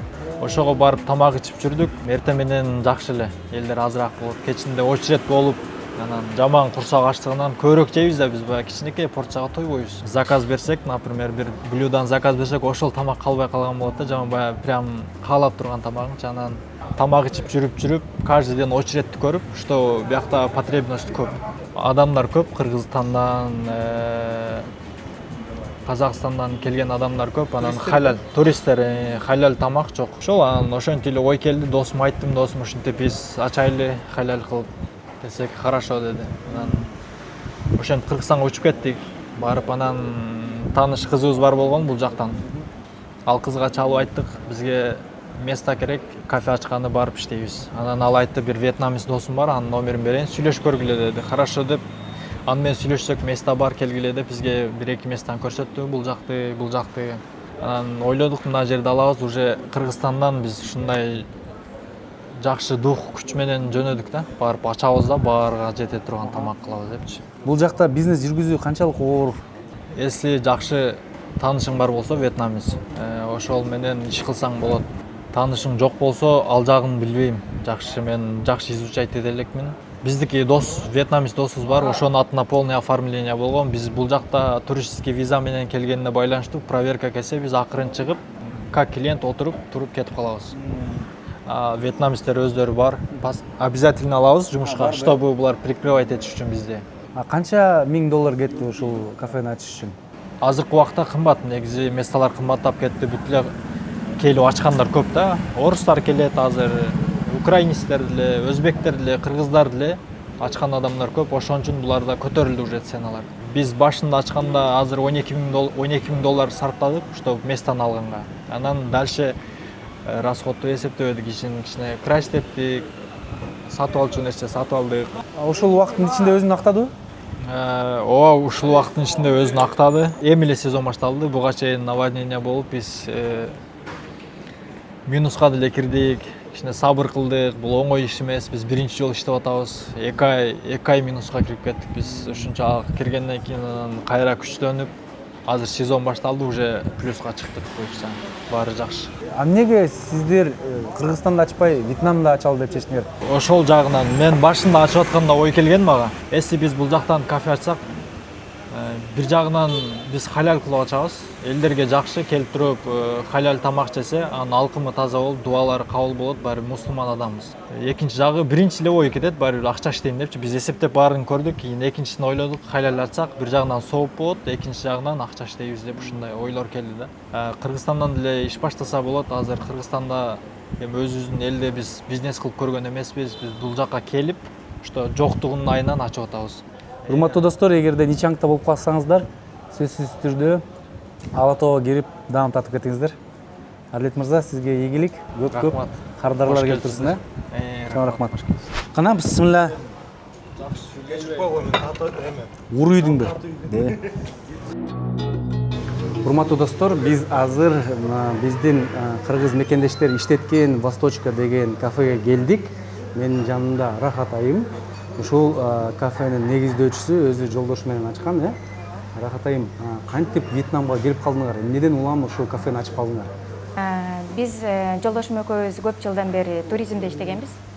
Анан баягы үй бүлөлүү болуп, бала чакалуу болгондо Кыргызстанда эле жашап жүргөнбүз. Анан кийин бул жакта менин күйөө балам болот. Эсиңиздерде болсо керек, кочевниктин негиздөөчүсү. Ал бул жака келип иштетип, анан бизди чакырып калды. Келбейсиздерби, келип иштетиңиздер. Биз баардыгын көрсөтүп берели, жол жобосун көрсөтүп берели, жардамыбыз ошол болсун деди. Экөөбүздөн иштеп аткан жумушубуздун баарын таштап, мурун туризмде иштеп жүргөн үчүн оңой эле чечим кабыл алып, анан келе бердик. Өзүмөн чогуу. Кайсы жылы келдиңиз? 2 жыл мурун келдик. Уже 3-чү жыл кетип баратат, 3-чү жыл кетип баратат. Бул жакта эми иш баштап жатып кандай кыйынчылыктарды жолуктурдуңуздар? Кыйынчылыктар эми бул жакта бөтөн жел болгондон кийин бул жактан виза жасатыш керек. Эгерде жалгыз келсең дагы башка. Мисалы мен 2 балам менен келдим. 2 баламдын окуусу, аларды орноттуруу, дагы эле материалдык тараптан бир аз кыйынчылык болот. Анткени Кыргызстанда ачыш деле оор да. Бул чет жерде ачыш 2 эсе оорураак болот. Документациясы бүтүрүш керек, анан акча жагынан, анан персонал издеш керек. Ошолордун баардыгын топтолуп келип, мындай бир аз кыйынчылык берет. Бирок аны деле жеңсе болот. Сиздердин кардарлар көбүнчө кайсы өлкөдөн келишет? Биздики көпчүлүгү СНГ, Казакстан, Өзбекстан, Таджикстан, Азербайжан, Россия, анан Монголия, Бурятия, бүт баары эле келишет. Эмне үчүн сиздердин тамагыңарды тандайт деп ойлойсуздар? Эң негизгиси бизде адал тамак. Экинчиси сапаттуу. Үчүнчүсү баягы чөнтөккө дагы жагымдуу да. Өтө кымбат эмес. Жеткиликтүү. Жеткиликтүү. Баардык калка жеткиликтүү болгон үчүн бул жака эс алганда эртең мененки тамактануу эле кошулган да баардык отелдерде. Анан түштөгү тамак, кечки тамак үчүн аябай кымбат болгондо негизи кардарлар аябай эле кыйналып калат. Мисалы 10 күн, 12 күн эс алганда эсепте келгенде турдан да көп чыгып кетет да тамак жегенге элечи. Анан бул жакта көпчүлүгү чочко этин, чочко майын колдонгон үчүн биздин элге бул жат көрүнүш. Анан ошондон качып көпчүлүгү тамак жей алышпайт да. Атайын адал издешет да? Атайын адал издешет. Мен байкашымча бияқта М-банк менен төлөсө болот экен, сиздерде? Атайын бул жакта эс алган келген киши канча акча алып келем деген баардыгын эле суралат да, мен канча акча коротом деп эч ким билбейт да. Анан алып келишет, анан кийин ар кандай белектерди алышат, тамакка эки жака чыгып, анан акчалар жетпей калат. Ошол учурда М-банк менен которуп койгонго ыңгайлуу. М-банк иштейт. М-банктан которуп коет. Анан аларга да оңой. Такыр акчасы жетпей атса балдарын ачып алып, мага акча салып кой деп коет, болду. Ошо менен иш бүтүп калат да. Анан тамак жегени келгенде дагы адам стресс болбой, курсагын тойгузуп алып, анан М-банк менен төлөп кете берет. Вьетнамда жашоонун эң чоң плюсу, анан эң минусу, жетишпеген нерсесин айтып берсеңиз. Эң чоң плюсу бул жакта адамдардын жашоого болгон философиясы аябай жагат. Анткени булар баардыгын жеңил кабыл алышат, оңой кабыл алышат. Анан мен ойлоп калам да, биз багы көкүрөк кагып, биз мусулманбыз деп беребиз да. Кээде ойлоп кетем, ушулар көбүрөөк мусулман болуп кетет да, багы сабырдуулук жагынанчы. Анткени көп биякта катаколизм болот, ар кандай нерселер болот, ошолорго дагы көз карашы аябай жеңил, оңой, бир нерсени оңой кое беришет. Анан биздей болуп аябай бир депрессияга, стресске түшкөн кишини көрбөйсүң бул жактан. Ошол жер аябай жагат да. Анан эмнеси жагат? Ошол жашоонун жеңилдигинен булар динге дагы көз карашы оңой. Биздей болуп бирөөнү басмырлап, сен мындай кылышың керек, сен эмнеге мынтпай атасың деп багы кыйнабай жок да. Ар ким өзүнүн ишин кылат, ар ким өзүнүн жашоосун жашайт, билген Кудайына сыйынат. Анан эч кимге зыяны жок да. Ошол жагы аябай мага чоң мындай плюсу деп айта алам. Жашоодон кадимкидей жеңил жашап каласың да, оор жүктү алып туруп, анан жеңил жашап аткандай болосуң да. Андай деле байып кетпесең деле, мындай жашоо жыргал болуп жүрө бересиң да бул жак. Эң жаман жагы, мага эң жакпаган жери бир аз тазалык жагынан аксайт да. Мен муну багы киши көптүгүнөн деп дагы бир аз багы ойлоп коем. Эми киши ушунчалык көп, келген кеткен киши дагы көп. Анан ошондон балким мындай бир аз кирирээк кээ бир жерлери деп ойлойм да. Бирок өзүлөрүнүн тазалыкка болгондо эле мындай кандай десем отношениясы анчалык эмес. Азыр эми көнүшүп келатам деп айта албайм. Дагы эле ошол позицияда бирден бир айтып аткан жана сиз айтып аткан плюсубуз ошол тазалыкты кармоо да. Анткени бизде тамак өйдө коюлат да. Тамак бул жоопкерчилик да. Анан ал жоопкерчиликти биз өйдө карайбыз. Мен байкашымча сиздердеги менюда көптөгөн тамактар эттен жазылат экен да. Биякта жакшы этти табыш канчалык оор, анан канчалык кымбат? Бул жакта эттин түрлөрү көп, аябай. Бул жерде өзүлөрүнүн эттери бар. Алар арзан келет, бирок алардын бир жыты болот. Анан булар халал союшпайт да. Булардын союу методу башкача. Бизге халал болгон үчүн биз Австралиядан атайын алдыртабыз. Австралиядан келген ет бар, халал деген сертификаты менен ет келет. Койдун да ети, уйдун да ети. Бирок бул жактан тилекке каршы 2 эсе кымбат. Бул местный эттерге караганда 2 эсе кымбат. Мисалы 1 килограмм канча сом? Эгерде мисалы 300 донг болсо, эгер донг катары мисалы местный эт тигил 600 донг болот да, ошондо 2 эсе болот да. Бирок калган азык-түлүктөр арзан эле, Калган арзан, калгандары арзан. Un, күрүч сыяктуу. Күрүч, бул жакта күрүч өндүрүлөт, пияз, алар дагы далаттан келишет. Бул Ничанг туристтер үчүн салынган шаар да. Анан бул жакта эчтеке деле өстүрүлбөйт негизинен. Далат деген шаарынан дагы башка ушул жакыныраак шаарлардан, айылдарынан келет атайын. Сравнительно салыштырмалуу Кыргызстанда эле же Кыргызстандан бир аз арзан болушу мүмкүн. Ошондой эле. Балдары бар, бирок Бишкекте же Кыргызстанда башка шаарларында окугандар келгиси келип, бирок ойлонушат да, балдарды каяка орноштурам депчи. Ал жагын кандай чечтиңиздер?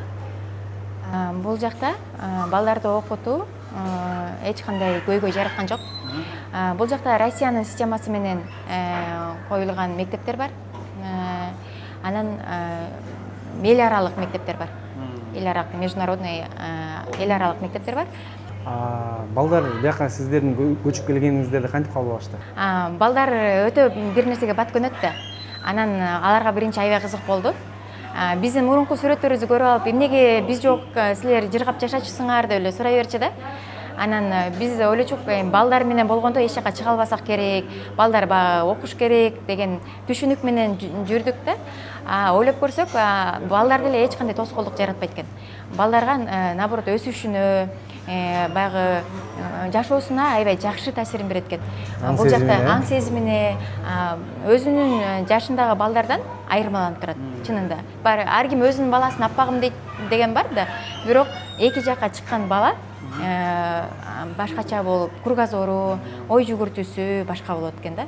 Анан балдарым аябай эле жакшы кабыл алышты. Бул жактан ар кандай улуттагы элдердин балдары менен достошуп, аралашып, мисалы Кыргызстанда жүргөндө эми андай улут бар экенин деле укпаса керек кээ бир улуттардычы. Бул жактан ошолор менен аралашып, достошуп, мамиле куруп, бул аябай жакшы, кемчиликке караганда баягы плюс аябай көбүрөөк го деп ойлойм. Рахмат, эми даам татып көрөлүк. Келиңиздер, тамак аш болсун. Бисмилла. Есть одна тема, о которой невозможно не говорить. Смог и экология. Это не просто грязный воздух, это про здоровье наше и наших детей.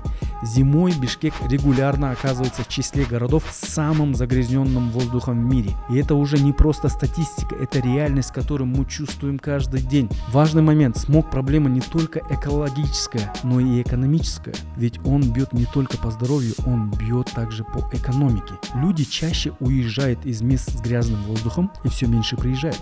Самое показательное, во Вьетнаме мы встретили много кыргызов, и почти каждый из них повторял одно и то же. Мы уехали зимовать из-за смога. Это уже серьезный сигнал, не просто экологический, но и стратегический, потому что чистый воздух – это базовое условие жизни. Друзья, знакомлю вас с Азизой Мурзашевой. Она уже второй раз зимует с семьей, да? Да. Во Вьетнаме, в Ничанге. И сейчас она расскажет, почему же она выбирает семьей этот город. Азиза, привет. Мы первый раз зимовали в 2024 году. 3 месяца здесь были до весны. И в этом году вот прилетели в декабре, ну то есть в прошлом году уже. И вот тоже будем до весны здесь. Расскажи, пожалуйста, чем ты занимаешься, чем занимается супруг? И как вы совмещаете жизнь здесь с вашей работой, с вашей деятельностью? И почему вы решили зимовать тут? Но есть же такое понятие сейчас популярно, цифровые кочевники, да, так как у нас сейчас все онлайн, да, и очень много возможностей работать онлайн, находить работу онлайн, поэтому нам очень повезло, что у нас с мужем работа онлайн, то есть мы можем из любой точки мира, в принципе, работать, я медиаспециалистка, вот, поэтому у нас есть такая возможность, мне кажется, это большая привилегия для нас. С чем связан ваш выбор Ничанга, Вьетнама, и почему вы решили зимовать в другой стране? Самая главная причина – это здоровье нашего ребенка. У нас есть сын, ему 7 лет. Вот, и в Бишкеке, ну, мы сами знаем, да, вы, наверное, все знаете, меня, наверное, сейчас поймут все мамы, то, что дети постоянно болеют, они от друг друга заражаются, какие-то вирусы или что-то происходит. И плюс еще мы уже в последнее время уже люди сами начали уже замечать, что воздух стал очень грязный, что смог и так далее. И это очень сильно влияет на здоровье. Нам казалось раньше, что это незаметно, на самом деле это очень сильно влияет. Например, в этом году, когда перед нашим прилетом в Ничанг мы заболели, ребенок тоже заболел, месяц болел, мы получали капельницы, там, ходили, там, стояли в очередях в больницах, да, бесконечных и так далее, потому что все дети болели в этот момент, это был какой-то, помните, пока вирус какой-то был очень сильный.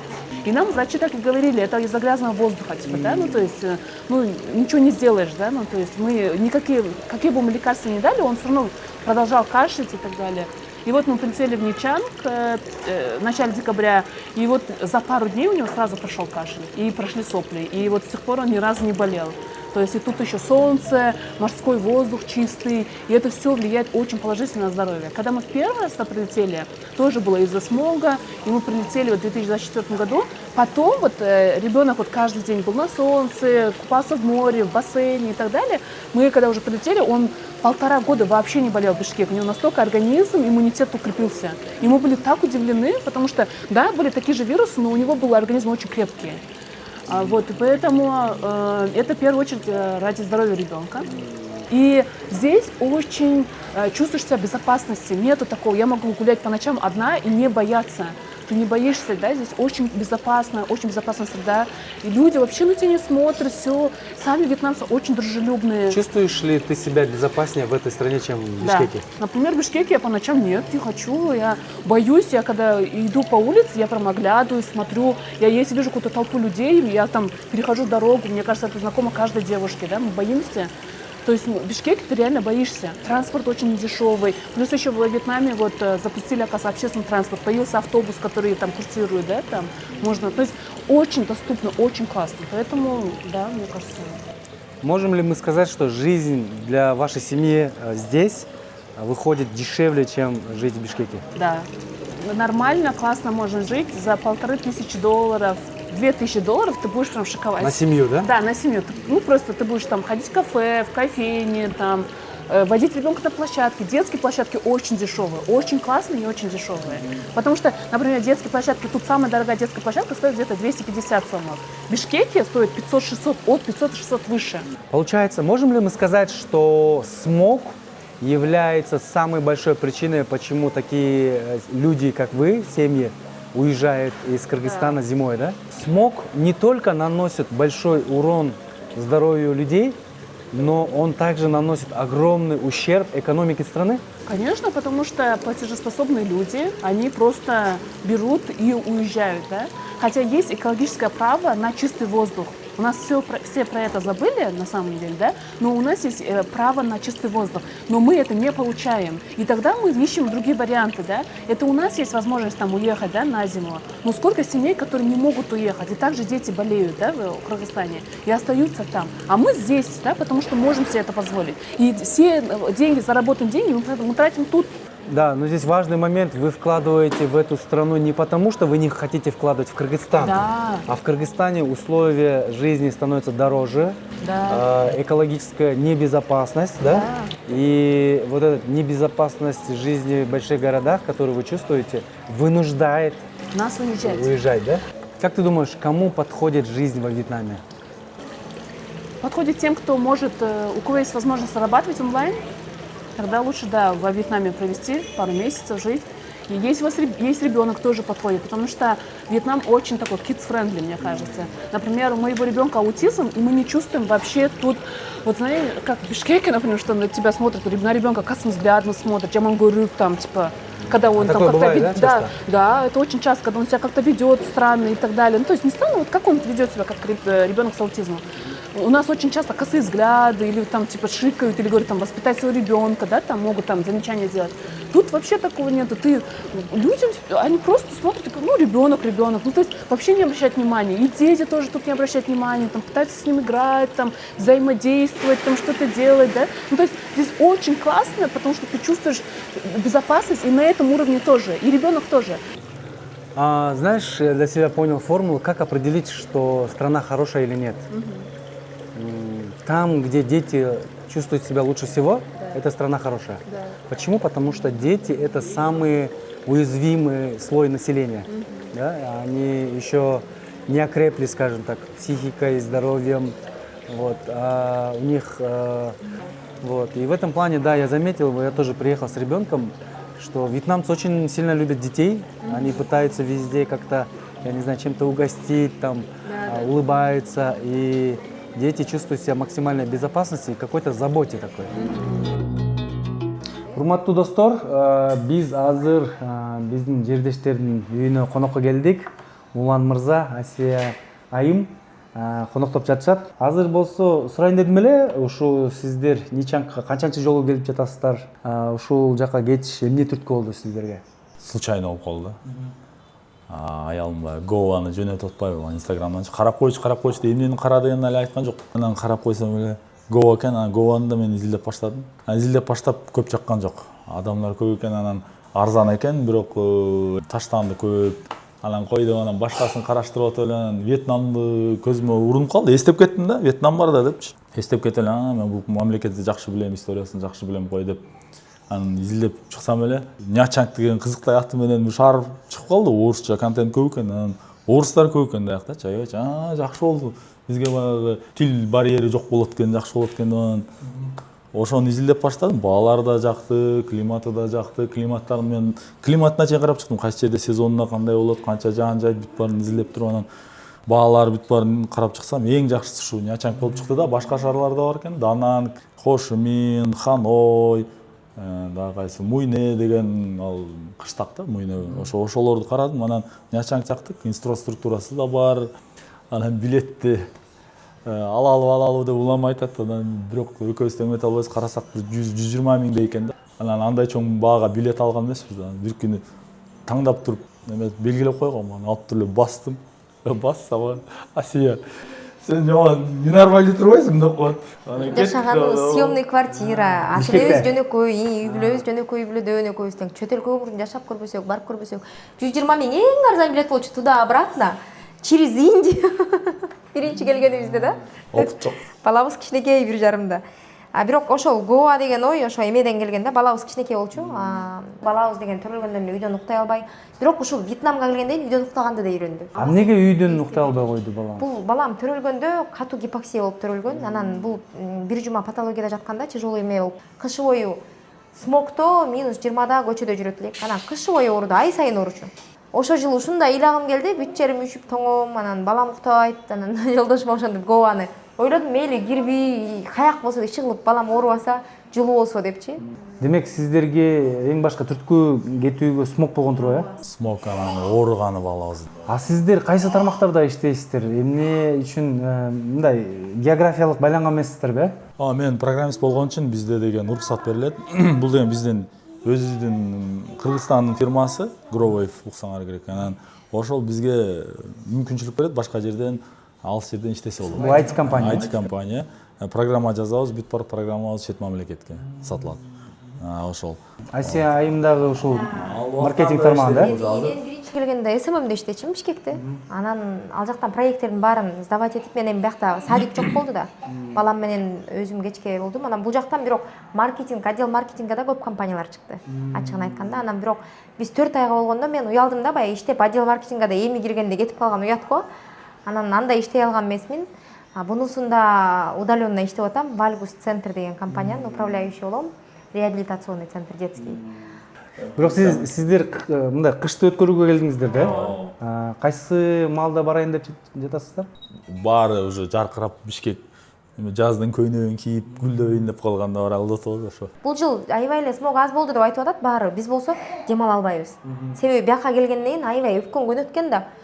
Аябай смог экен десек, ой быйыл смог жок деп атпайбы биздин жакындарыбызчы. Бул жакта жашоонун кайсы жакшы жактарын байкадыңыздар, анан эмне жетишпейт деп ойлойсуздар? Жакта жакшы жактары, эң жакшы жактары элдин болгон мамилеси. Буларда баягы мусулман болбосо дагы адеби бар экен да, анан айым жылмайып жүрүшөт. Ошондон булар деген токпейил экен да, шашпайт, эрте менен эрте турушат. Анан экинчиси баалары арзан. Абасы таза, климат. Бишкекке да салыштырмалуу арзан, Бишкекке салыштырмалуу 1,5 25 дегенде 25% арзан. Мисалы, сиздер азыр бул батирди 2 комнат экен, 2 комнат батирди канчадан алып жатасыздар? 26 миңге алынат без коммуналки. 26 миң сом. 26 миң сомго. Андан кийин ага кошулганы менен бир 30 000 болуп калат. Коммуналкалар, кызматтар алар кымбатыраак. Ошондой эле квартира болсо Бишкекте бир 50 000 60 000 болмок, э? Мондай вид болсо анда 70 000 80 000. Бизде квартиранттарга мындайраак эме го, мамиле го, бул жакта болсо даже кирбейт да хозяйка. Чабат, пожалуйста, отправьте депчи. Же жазат, келе ыңгайлуубу силерге, ыңгайлуу эмеспи, бүгүн алып кетсем болобу деген сыяктуу. Элдер бири-бирине толерантный. Бири-бирине мисалы пробкада күтүп тура берет. Мисалы бирөө туруп алып кээде мебелди чыгара берсе, тосуп алып деле эч ким ызылабайт. Бизде кичине эле муну токтотсо, айдабайсыңбы, башталат. Агрессия көп, э? Мында агрессияна мында жүрөктө тынччылык жок. Мисалы, биякта элдер баары бирин түшүнүп, бири-бирине толерантный мамиле кылып, анан ошонткенде атмосфера разряжается, и люди добрые. Наверное, климат влияет, или стабильность, или менталитет, что-то есть, короче, хорошее. Недостатки тоже есть. Бул жерде кемчиликтерден айта кетсем, эң негизгиси бул тазалык проблемасы көчөдө. Ошол жагы бар, анан сууга болгон мамилесинде бир аз жаманчылык жерлер бар. Мусор таштап да башка нерселер кылып. Жалпысынан алганда жакшы жерлер өтө көп.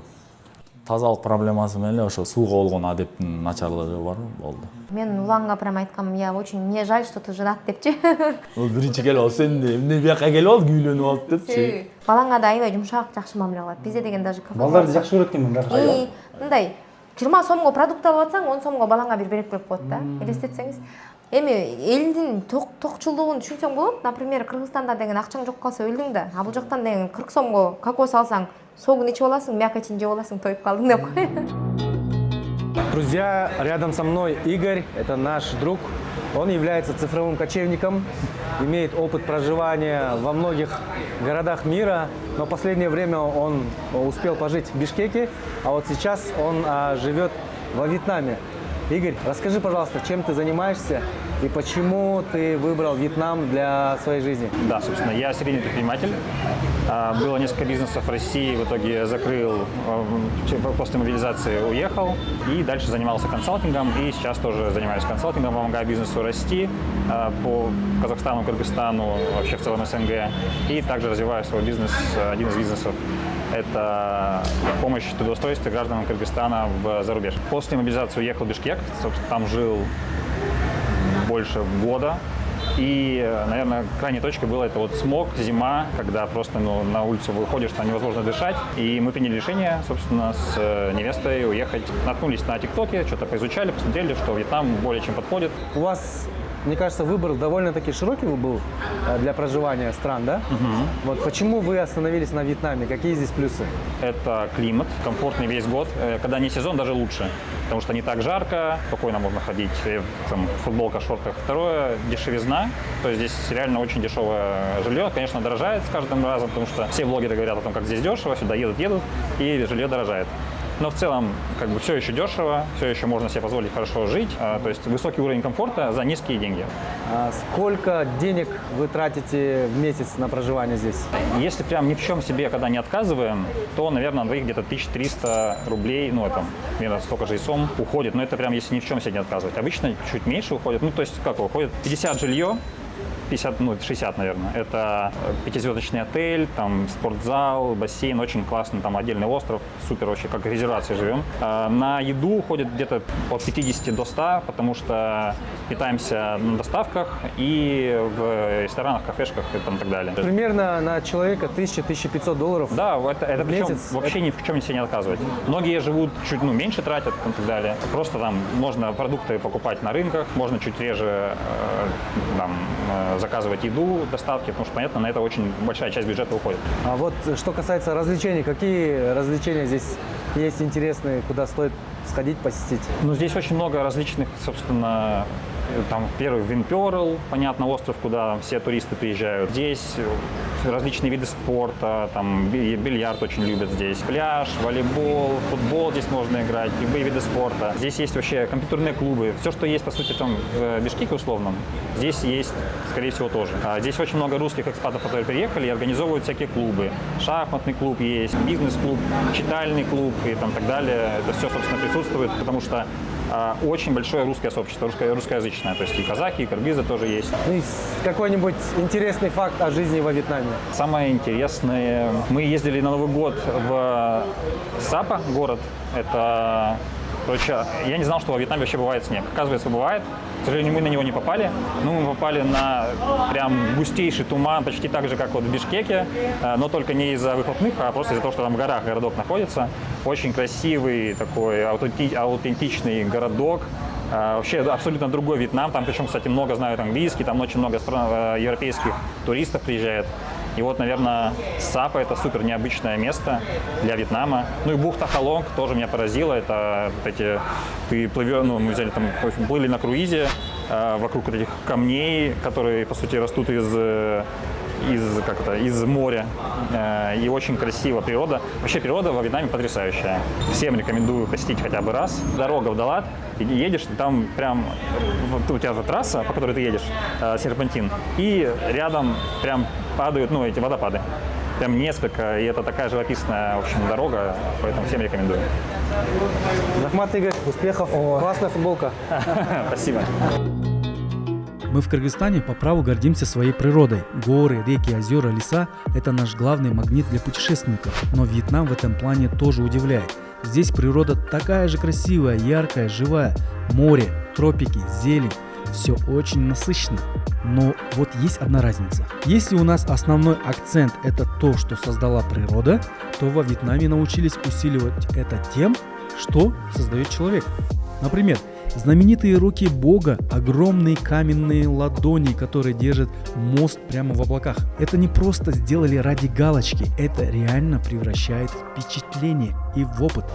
Друзья, мы сейчас планируем заехать на остров Вин Перл. Это одно из самых популярнейших мест здесь, в Нинчанге. Этот остров – это целый остров развлечений, где есть курорты, спа, резорты и также целые парки аттракционов. Поэтому пойдемте, зайдем, посмотрим, как это выглядит. Уверен, что это будет мега интересно. Билет нам обошелся 3000 сом с человека. Буквально за несколько минут мы добрались до острова. Честно, сюда нужно выделять минимум один день, потому что это не просто парк, это целый мир. Я думал, что будет не так страшно, но оказалось нормально, так адреналин зашкаливает. Всем, кто приедет на Вин Перл, обязательно рекомендую. Тут тебе и зиплайн над островом, японский сад, где чувствуется кусочек Японии, и огромный зоопарк. Маленький. И аквапарк с горками, и колесо обозрения с видом на весь Нинчанг. По сути, это их версия Диснейленда, но с азиатским вайбом и видом на океан. И самое интересное, ты вроде приходишь просто погулять, а в итоге понимаешь, что даже целого дня мало, чтобы все обойти и попробовать. Вот тут наступает понимание. Вьетнам – это не только про природу, это про умение создавать впечатление. Друзья, рядом со мной Улан, он сооснователь стартапа Ricardme. Улан, расскажите о себе, в чем бизнес-модель вашего стартапа, вообще в чем фишка? Я являюсь соучредителем компании Ricardme. Мы уже на рынке больше 2 лет. Мы начинали с Кыргызстана, мы обслуживаем малый и средний бизнес. Вот последний год начали обслуживать и большой бизнес. Обслуживать начали разные сферы бизнеса. В Сингапуре более 6000 человек прошли через наши билеты. У нас начиналась вообще идея системы лояльности, но мы сейчас сделали пивот, перешли на другой уровень и начали обслуживать в разных спектрах. Например, стартап довольно простой. У нас карточки добавляются в Apple Wallet и Google Wallet. Бизнесы некоторые начали спрашивать, можно ли это использовать как тикет. Больше всего был запрос на кей-поп концерты, и более 6000 человек мы обслужили в Сингапуре в этом 2024 году. Обслуживаем туркомпании здесь и обслуживаем малый и средний бизнес. Это покупка билетов, да? Покупка билетов и проходные билеты. Человек проходит, билет получает, и билет не сгорает. У нас сейчас больше 54 стран, которые мы покрываем, и 800 B2B клиентов. Уже мы находимся в Нячанге год. Основной рынок город именно Хошимин. Сейчас мы начинаем расширять наш софт на Дананг и Нячанг, именно туристический сектор, через туроператоров. Туроператоры нам предоставляют B2B клиентов, мы с ними уже сотрудничаем. Мы заметили, что многие кыргызы здесь открывают бизнес в сфере хорика. Это кафе, рестораны. Но стартаперы тоже интересуются этой страной. И почему вообще Вьетнам, казалось бы, социалистическая страна, становится интересной страной для стартаперов? В чем уникальность? Потому что растущий рынок, Он в 2024 году обогнал Гонконг по темпу роста. Юго-Восточной Азии сейчас Хошимин, и город Хошимин является одним из самых перспективных в плане стартапа, онлайн-бизнеса. Тот же самый Vingroup в 2024 году аллоцировал $200 миллионов для инвестиций онлайн-проектов, и в этом году они планируют 400 миллионов аллоцировать. Здесь, например, в Нячанге живет 70 тысяч экспатов, которые проживают, и 80 тысяч ежемесячно прилетает только в Нячанг. В Дананг еще больше. Это половина населения почти, да? Ну да, 10-20% населения это является экспатами, иностранцами. Помимо растущего рынка и количества населения, в чем еще плюс Вьетнама? Вьетнам силен в промышленности. У них экономика поставлена на том, чтобы они зависят от туризма, но не так сильно, как, например, другие страны, да, как Таиланд. Таиланд очень сильно зависит от туризма. Здесь у них сильно развита промышленность. Они вот шьют одежду, как Zara, Nike, т.д. т.п. Да? По технике они вот Panasonic, LG производят. Плюс пошив именно, китайский пошив заказывают в основном здесь, в Нячанге. Им выходит дешевле, не в Нячанге, а в Вьетнаме, им дешевле выходит здесь, нежели шить сейчас в Китае. Да? Потому что здесь рабочая сила очень дешевая. Товары, текстиль и так далее очень дешевые, и они очень все производят. И качество, ну вот если в Европе вы заходили в магазины, вы посмотрите, там Made in Vietnam, все производство сейчас стоит на вьетнамском рынке, и за счет этого, я думаю, у них кор именно экономики построен правильно. Особенно для онлайн-бизнеса здесь очень много возможностей, потому что в Юго-Восточной Азии сейчас привлекают онлайн-бизнесов, они пытаются инвестировать, больше людей привлечь. Вьетнам сейчас начал только развиваться, это, по сути, самая начальная стадия, да, развития зачаточная, рынка. да? Зачаточная. По сути, здесь можно пивотить, стартапить любой проект, тестить можно, да, по сути, как и в Кыргызстане. И, возможно, здесь он будет более перспективнее, потому что рынок огромный, 120 миллионов населения, и плюс средний класс очень сильно выравнивается. Все растет, везде все застраивается. Мы сейчас находимся в Нячанге, Паньхо области. Она считается одна из самых слаборазвитых, если по сравнению с другими регионами, да. И даже вы здесь видите, как сильно все разрастается. Что нужно сделать государству, чтобы привлечь стартаперов, вот такие IT-компании, чтобы Кыргызстан как destination стал интересным для них? Кыргызстан уже, государственный уже, они сделали парк высоких технологий, безналоговую зону и так далее. По сути, только не хватает сильных игроков, которые раскачают, да, как там, например, в Казахстане, там, Хиксвилл, да, качнули там на стане юникорном и так далее. Мне кажется, нужны сильные игроки, как здесь Vingroup, да, они же космонавтикой занимаются, IT, payment gateway, все, да, платежные шлюзы, все они обслуживают, по сути, машины выпускают. То же самое, я думаю, в Кыргызстане нужен сильный игрок, который распампит рынок, и много проектов, смотря на какой-то успешный продукт, будут приезжать и открывать компании. А есть ли какие-то послабления с точки зрения налогов, каких-то государственных преференций? Скорее всего, в этом плане не совсем много льгот. Есть только льготы для IT-продуктов, для онлайн. Какие это льготы? Открытие компании попроще. Плюс мы можем быть 100% владельцами компании, как и иностранцы. Плюс мы можем в какие-то ассоциации входить без оплат. И охотно привлекают эти ассоциации. Там есть GBA, мы состоим GBA, да, German Business Association. Хотя немецкие бизнесы, но они охотно привлекают. Если онлайн-бизнес, ура, давайте. Если офлайн-бизнес, они как-то смотрят. В плане налогового послабления здесь довольно все строже. Потому что коммунистическая страна, и здесь таких сильных послаблений. Легко ли здесь привлечь инвестиции для стартапов? Да, довольно легко. Потому что, как и говорил, здесь много появляется сильных игроков на рынке, и появляется венчурных фондов много и так далее. И они охотно инвестируют в онлайн-продукты, потому что они понимают то, что им надо строить масштабные проекты, и именно похватывать Юго-Восточную Азию. То же самое, что делал Сингапур. Да? Они много инвестировали в проектов, тот же Grappo, они владеют, да, большим количеством процентов шерингса. Соответственно, многие большие компании, лидеры на рынке инвестируют очень много в IT-продукты. Если вы откроете список инвестиционных фондов, то от того же Vingroup можно, Vininvest называется, можете открыть веб-сайт и посмотреть, сколько они инвестируют и какие ниши. И у них большим жирным буквами написано, то, что они больше всего заинтересованы в онлайн-бизнесе. Здорово, желаем успехов вашему стартапу, много-много клиентов. Вообще Вьетнам очень разный и неоднородный. Это страна, где каждая провинция как отдельный мир. Север, центр, юг – все разное. Климат, люди, ритм жизни, даже настроение. Например, Ханой – это больше про историю, культуру, старый дух страны.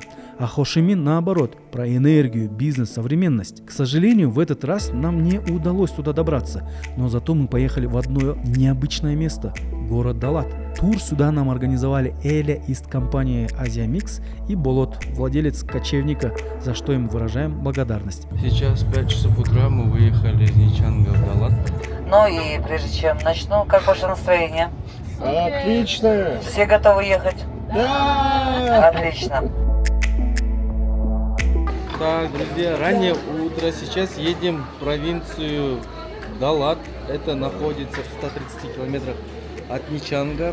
Все, кто живет здесь долгое время, все рекомендовали посетить это место.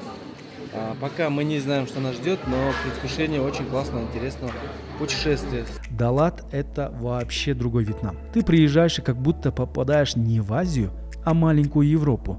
Прохладный климат, горы, сосны и какая-то совсем другая атмосфера. И это не случайно. Мы приехали в город Далат. Его еще называют городом вечной весны или городом цветов. Вообще Далат – это аграрное сердце Вьетнама. Здесь очень развито сельское хозяйство. Выращивают много-много цветов, розы, гортензии, выращивают кофе. И здесь очень сильно ощущается влияние Франции. Вьетнам долгое время был колонией Франции, а именно в Далате это чувствуется особенно сильно. Архитектура европейская, аккуратные виллы, узкие улочки, кафе с багетами и кофе. И повсюду цветы. Этот город – это город экспортеров, это очень богатый город, красивый город. Этот город построили в свое время французы. И изначально ведь, когда строили этот город, был такой замысел, чтобы именно построить курортный город для французской элиты. А есть ли какая-то ненависть или агрессия к французам? Вы знаете, я, по крайней мере, за 15 лет ни разу этого не заметила, не увидела. Вьетнамцы очень добрый народ. Они всегда говорят, что французы их научили. Был ученый Александр Ерсин, который, проживая во Вьетнаме, изобрел вакцину от бубонной чумы в Европе. И тем самым прославил Вьетнам в свое время. В каждом вьетнамском городе есть улица, названная в честь Александра Ерсина. Настолько с уважением относятся. Те же сухофрукты, которые они научили делать своевременно, виноград, который сюда завезли, его здесь не было. И на сегодняшний день в городе Далат есть французский завод. По французской и итальянской технологии делается вино и отправляется опять же на экспорт. Но они очень лояльно к ним относятся. Вообще, в принципе, Вьетнам не считает, что у них есть враги. Ну, Далат такой нетипичный Вьетнам, да?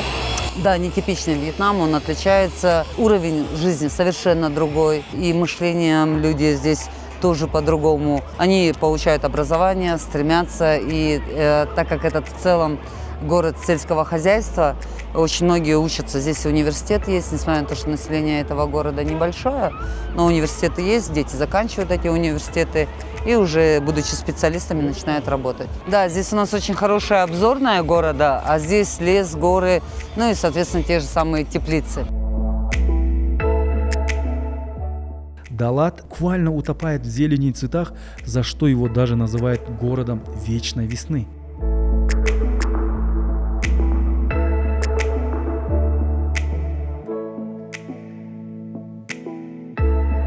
И в такие моменты ты понимаешь, Вьетнам невозможно понять только через один город.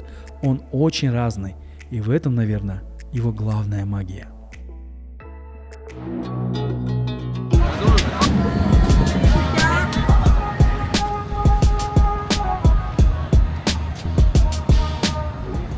Дорогие друзья, мы сейчас находимся в прекрасном заведении, которое называется «Караван», находится в самом центре Ничанга.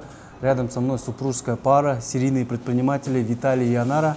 Рады с вами познакомиться. Взаимно. Очень классное у вас место, уютно, как дома. Старались. Мы снимаем выпуск, посвященный Вьетнаму, Ничангу и вообще, как наши здесь двигаются. Вот. И хотелось бы у вас узнать, как так получилось, что вы оказались в Вьетнаме. Какого рода это бизнес? Я знаю, у вас не одна точка, да? Да, на данный момент у нас 2 локации. Это вот Караван и Лидан. Лидан у нас как кофейня, пекарня. Расскажите, как пришла идея здесь открывать общепит, кафе, кондитерку? Идея сама возникла случайно. То есть первый раз мы приехали просто как туристы, отдыхали здесь.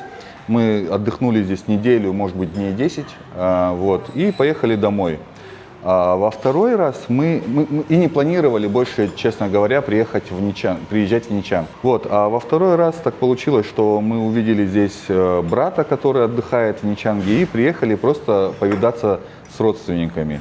Просто первый раз мы просто такие: вау, фрукты, классно, море, пляж, а второй раз это уже было, и мы такие, как бы уже успокоившись, по-другому посмотрели, и вот очень большой перспектив.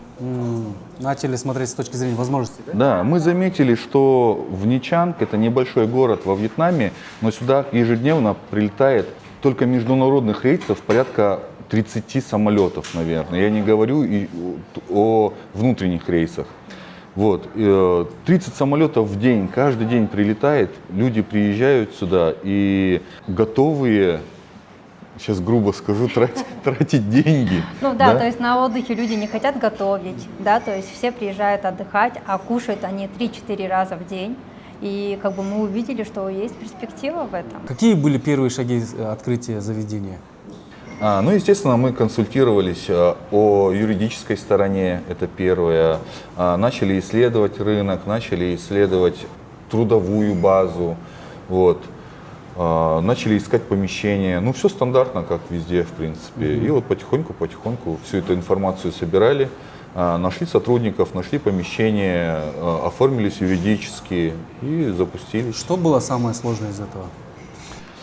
Из этого, наверное, все-таки, наверное, многие знают, что юридически нельзя сразу оформиться на себя иностранцу во Вьетнаме. Ну, наверное, вот самое сложное это все-таки было довериться вьетнамцам и начать в целом работать.